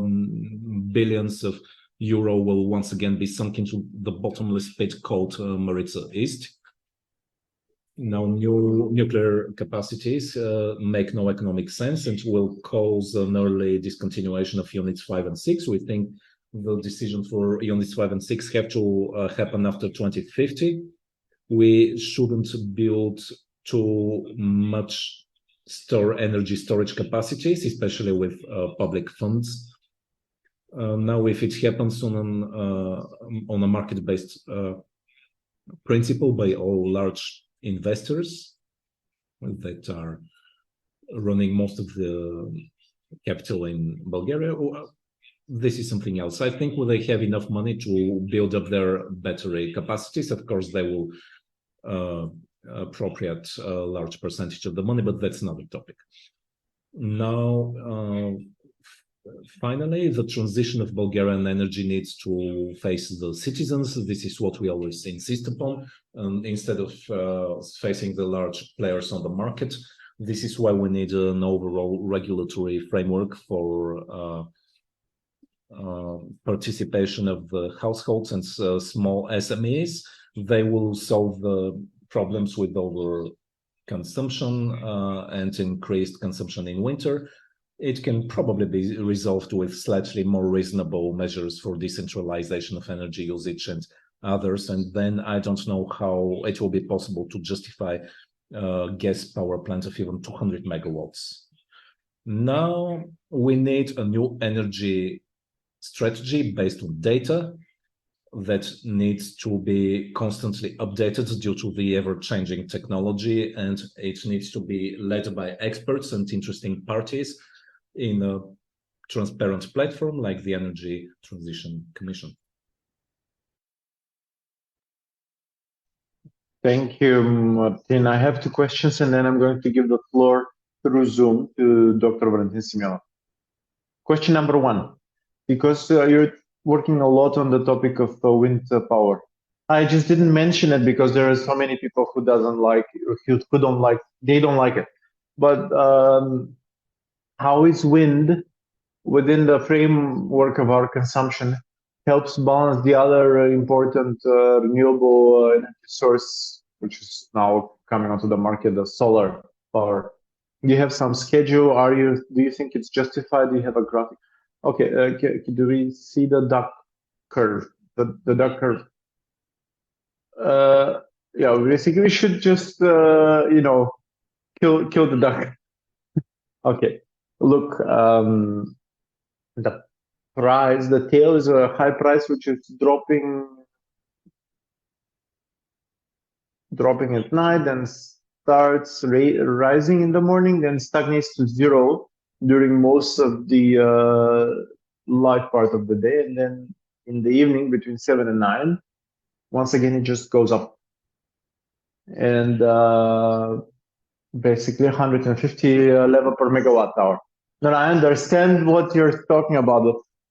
I am concerned that the academicians are speaking in a more understandable way. Okay, look, the wind is blowing in the afternoon and in the evening. This is the peak where there's a peak consumption, one of the two peaks. In the Black Sea, it's not as strong wind as such as in the North Sea, but it blows at a very convenient time for the Bulgarian electric energy system, because it blows when the consumption is high, and the offshore wind will, for us, solve the peak issue. Basically, it will decrease the peak prices in the later hours of the evening. I don't know if the second question is towards you or towards all the panelists, but you cannot build nuclear power without very high level of fiscal deficit. So you're assuming that other means of state aid would be approved. Is it eligible at all? Is it admissible? Because I think there are a lot of procedures that you need to go through. Are we expecting state aid being allowed in such colossal amounts? I do expect that it will be allowed, yes. The same way that the Turkey Stream and the Nord Stream were allowed, even though they were contravening the requirements of the EU. And actually, there was a summit in Europe dedicated towards lobbying in Europe. There was a France, which of course will always defend its interest, and it's part of the deal with Germany, in my opinion. It's large-scale development of the energy market in Europe. I don't think the issue is a regulatory issue from the point of view of support, because there are some political understanding that I believe this is not the correct way to go. But I think we should need to comply with our legislation, and if we follow our legislation, then it's obviously there is no way for us to give such a huge aid to a private investor, what is essentially a private investor. Yes, we are probably going to ask for exceptions from the Bulgarian competitive law.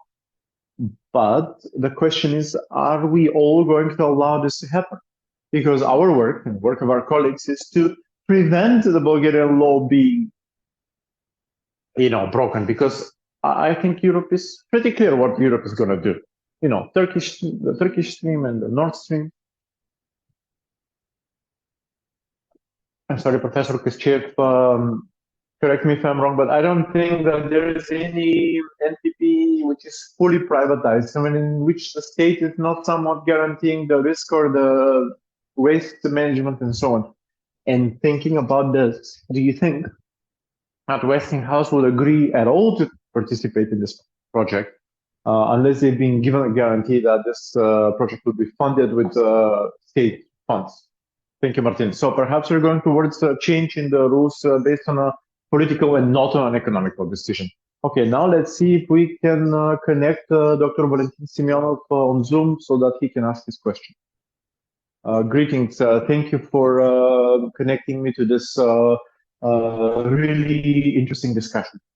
Of course, the conclusion is correct. We should wait and do a more precise analysis of the situation, but this analysis should also include the ever-changing and ever-shifting climate, because I believe this is something that was not taken into consideration here, because I believe that there are no climate deniers or climate skeptics among you. But as we saw this year, we started passing through the 1.5 degrees threshold, which was expected to happen at the end of this decade or maybe 2026. And so far, there is no explanation as to why this is happening. There is already a concern that we may have gone through a tipping point, critical point. I believe that this could change radically, because this will change the type of consumption of electric power from winter to summer. Focal point, because there will be more heat waves, longer, very, very, very hot nights, where the power provided by the renewable energy sources will not be able to cover the costs. And so in this context, nuclear power would be necessary. And I would like to actually amend some of the previous speakers, saying that in Switzerland, indeed, one of the nuclear power plants was, because it's indeed obsolete and it's been suspended, but there is a very intensive rounds of discussion for renewal of the existing power plants, because under the assumption that we have the renewable energies, the climate change can rely on renewable energy sources. I'm going to quote the Anglo-Saxons: do we need to put all of our eggs in the same basket? Because renewable energy sources are also vulnerable to climate change. And we saw this year in France, there were several times hurricane winds, and this will become more frequent. Why? Because ocean temperature is higher than ever, and it's the main driving force behind all of this. And we saw the Mediterranean wind.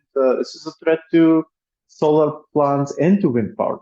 And we have an increase in the dimensions of hailstorms, of hail in hailstorms, which is also a threat to photovoltaic power plants. And then there's a, let's say, Krakatoa or Tambora volcanic eruption in the 19th century, which could block completely solar-based energy. So nuclear power is very necessary. I'm not saying we should just accept this project because this is not well thought out, but I have questions to Professor Koschev. Dr. Semyonov, please be brief so that we have enough time for an answer. Yeah. We are talking about nuclear technology from the 50s and the 60s, 20th century. That's what we're working with. Why don't we work, at least in the European Union maybe, on the other technologies, such as, for example, the proliferation reactors, the molten salts reactors, which have a lot of advantages. And those types of reactors are being operated in China, in the United States, in the Philippines, in Indonesia. We don't have a development in the European Union on those technologies. So the question is why? Okay, thank you for this opinion. I'm going to give the floor to our panelists, maybe the academicians who understand these types of technologies. Yeah, Michael, the question is for the rapid reactors, the proliferation reactors. Okay, so this topic, it's been tabled since the middle of the 1950s. Since the first reactor was launched. The fact is that this reactor could theoretically produce more nuclear fuel through incineration. And this way, it can work for an extended period of time, basically endlessly.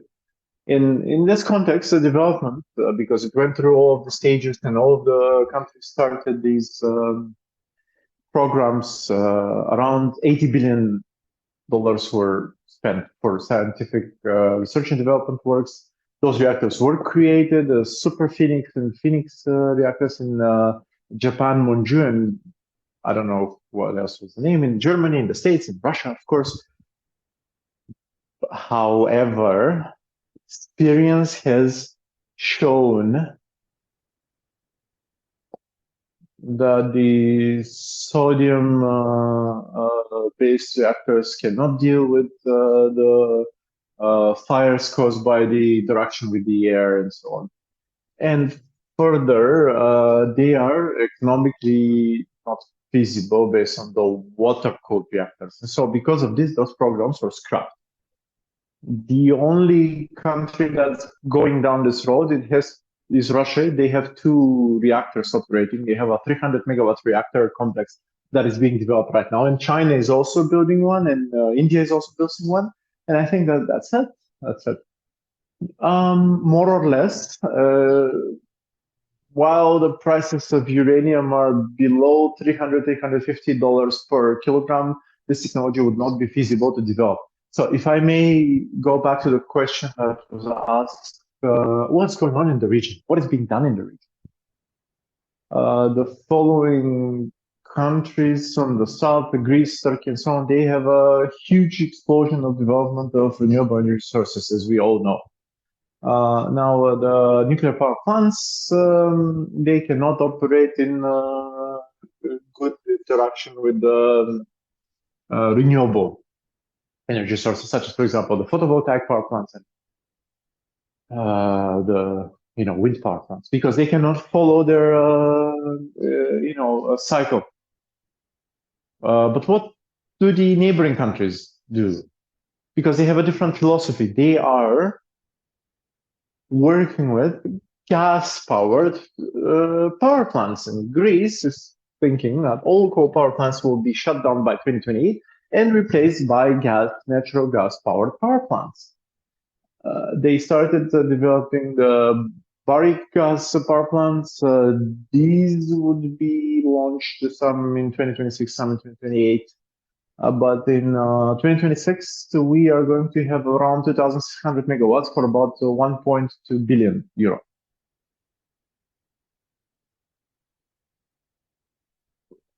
And there's an interesting question here.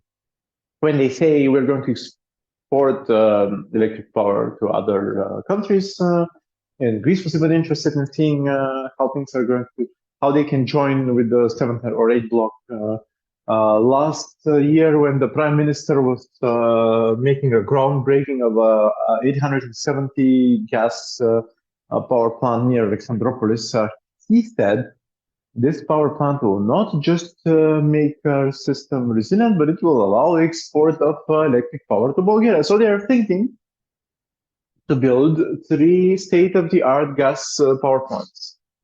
And let me tell you, efficiency is 60, even to 63% that they're discussing. And the carbon emissions are around 3.5 or even 4 times lower than lignite coal power plants. What is Turkey doing? Except for the NPP that they're building, they're also doing gas power plants around 2018 megawatts. I think they have around 40,000 megawatts in total, and if all the power plants after 2010 are steam gas power plants. Romania also has a lot of gas power plants, so I think it's time for us to, start talking about it, and we're talking about renewable energy sources because they're going to develop how are we going to balance or regulate the system if we cannot do it with the nuclear power plants. If we do not build enough not batteries, but accumulators of energy, so on, for example, the pump activated power stations, gravity-based power stations. But I think, the return is, the power is, 60 euro per megawatt hours. It's a good, of course, taking into consideration the price of emissions.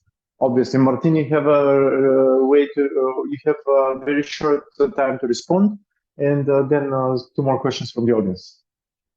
The reason for Bulgaria to not have gas by 2050, or to just activate Varna HPP, or activate the cogeneration capacities by 2050, exactly because Turkey and Romania already have gas capabilities, and the system, from the point of view of gas generation, is well saturated. We don't need to fetishize. I mean, to turn into a fetish the net export or the net surplus, and it's not a problem if you are a net exporter, but let's say being a net importer is not a problem if our electricity would be more expensive.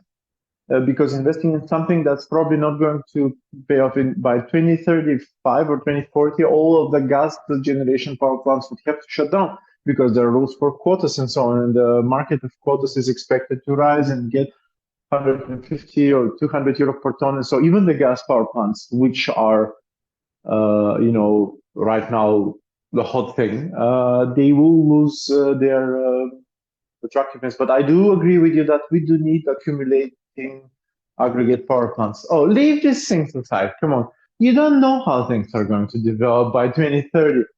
Please, let's not get into a very long dialogue on this. We don't need to hypothesize. Very short statement by Professor Steele, because we need to be able to ask the questions, more questions.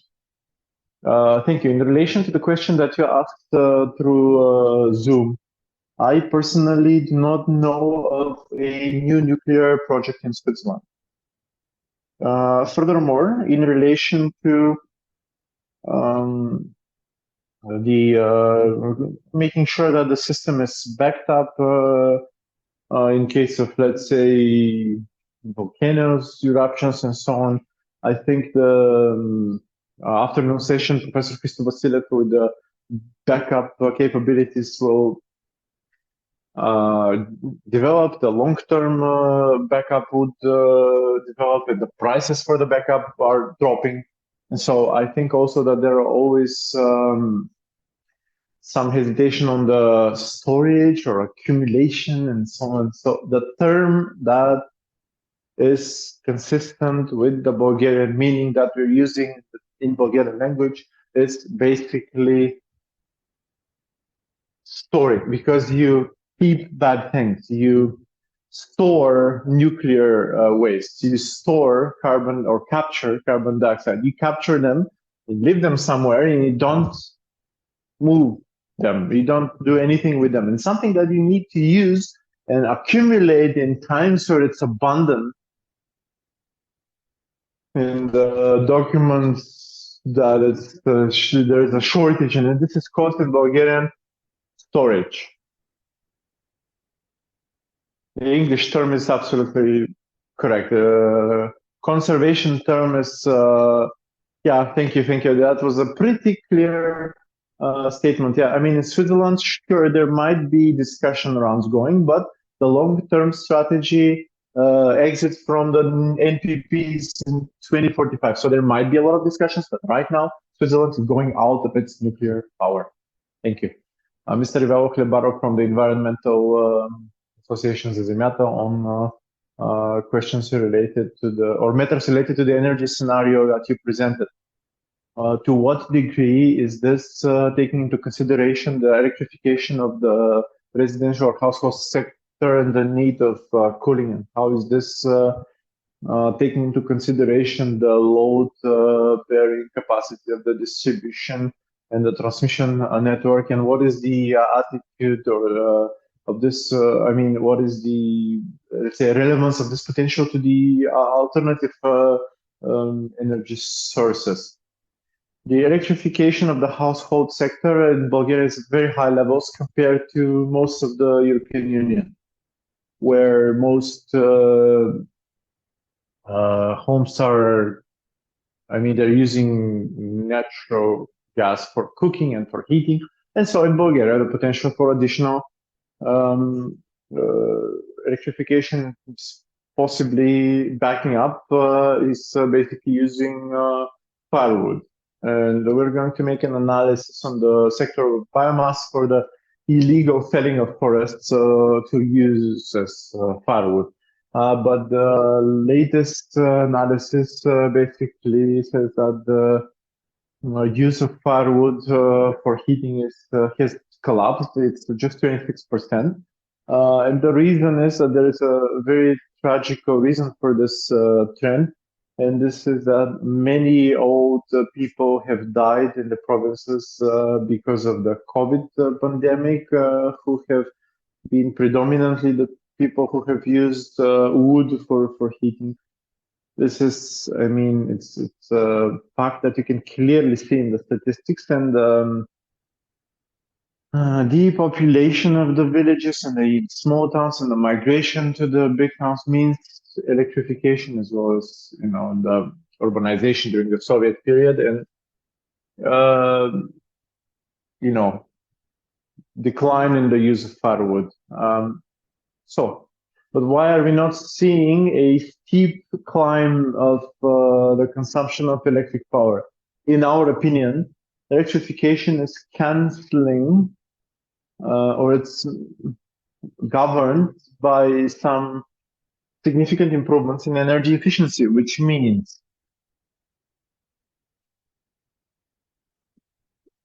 when we are moving people from the provincial places to cities and newer buildings with better improved energy classes and energy efficiency in households, all of these factors are basically creating a ceiling to the potential limitation of the consumption, because there's a lot of potential in decreasing the intensity. And so I'm of the opinion that we should not speculate with the 100% electrification of households and buildings, where the matter stands what's going to happen with transportation, for example. Our transportation policy is free for all, which means anyone can buy as many cars as they want. The tax incentives are backwards, so they're stimulating buying older cars, legacy cars, which pollute more. You build highways instead of building railroads, so you expand roads instead of managing traffic more effectively, and so on and so on. So all of these policies are actually resulting in the fact that people have interest in buying more cars.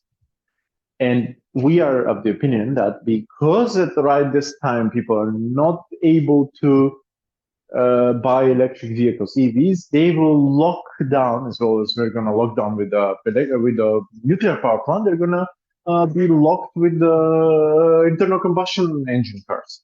And because we have this very slow period of turnover of cars, we're going to see the transport electrification very slowly. If we see anything like this, it would have an S-curve after 2035.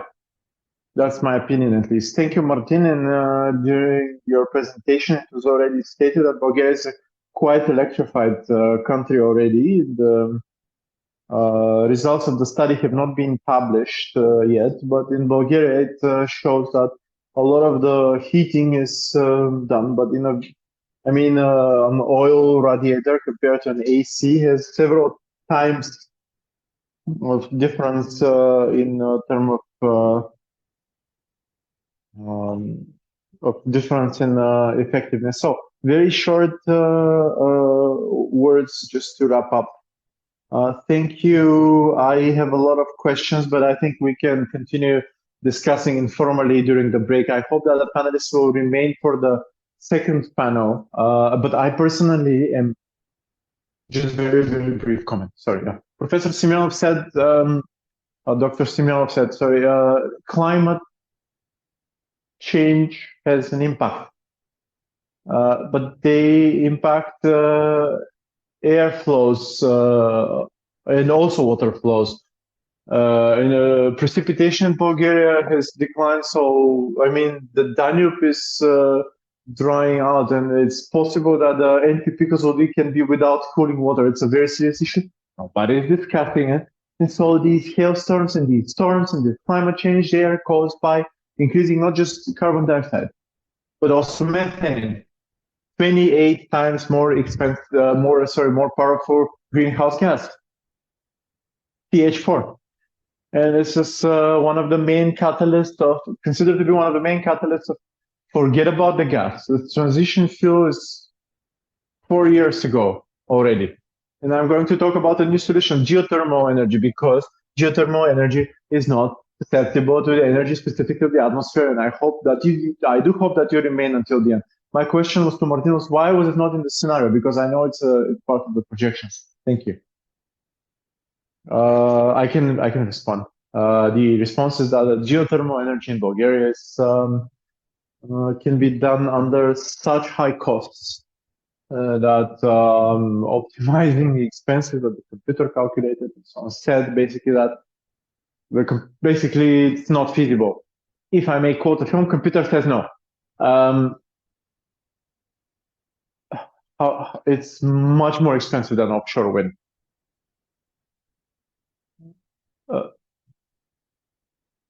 Okay, thank you both of you, but let's not go difficult debate. No, I am for geothermal, but the model says no.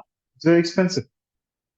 Please wrap up words from all panelists. We're going to be behind the lunch schedule. So if within a minute, please, all of you, just within a minute, just wrap up a final, statement for this panel. Where are we going from here? Where to from here? I am talking in a different aspect. My short statement to all of you is, or message to all of you is, what we do in Europe and in North America and in other parts of the world, we've all been orienting about the same way of self-governance. We discuss, analyze, we take government and solutions after a wide public discussion, analysis in the conditions of democracy and following the basic fundamental rules. There are a few exceptions from this rule, such as Russia, China, and Iran. But even countries such as India are striving towards this. And so I think that we need to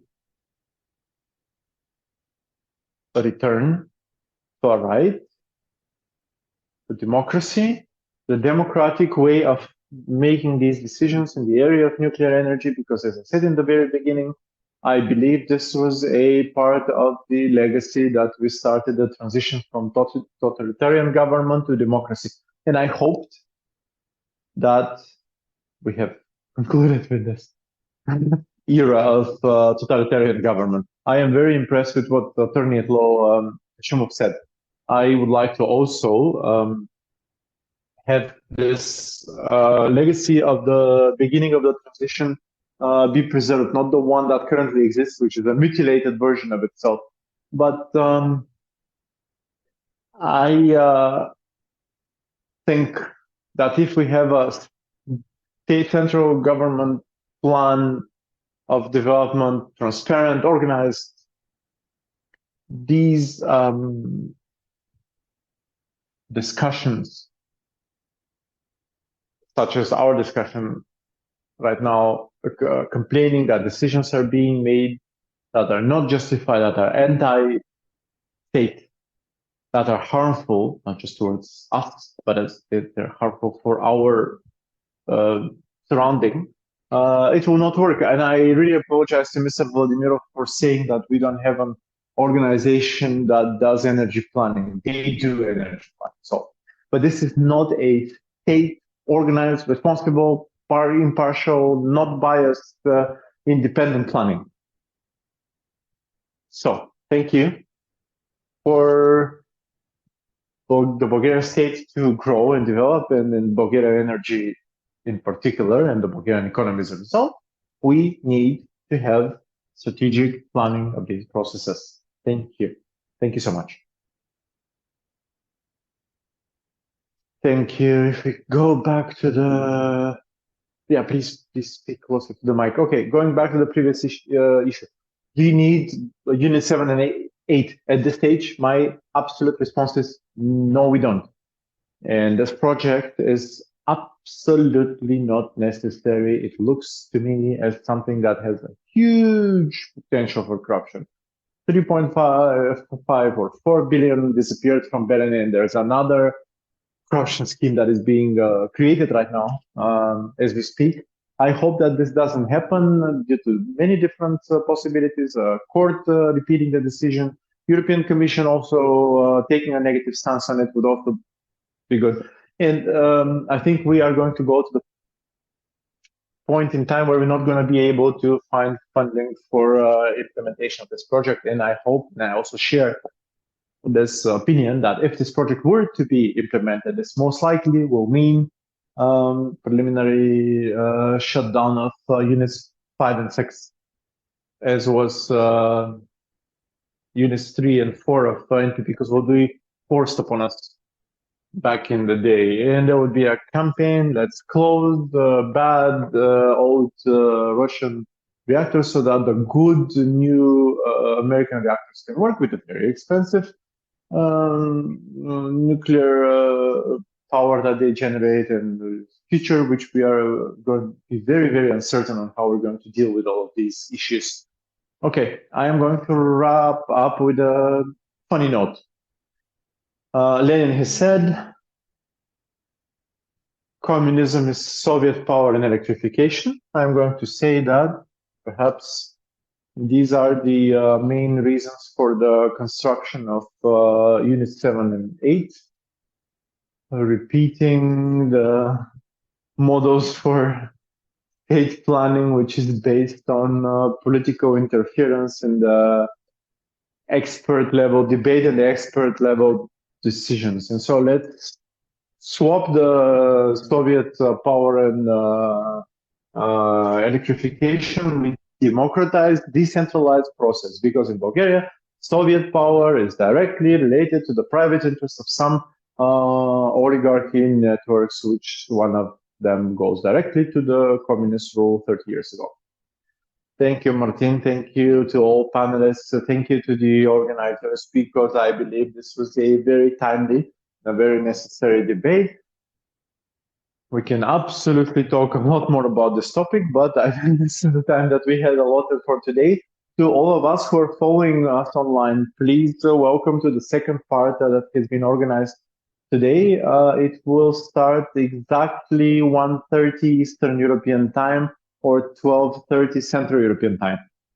Under the guys, opportunities and obstacles to the green transition, where the moderator will be Todorov from Zazimyata. All of you who are in the room, welcome in the lobby. We've organized a short luncheon. Let's talk about everything that was previously unsaid.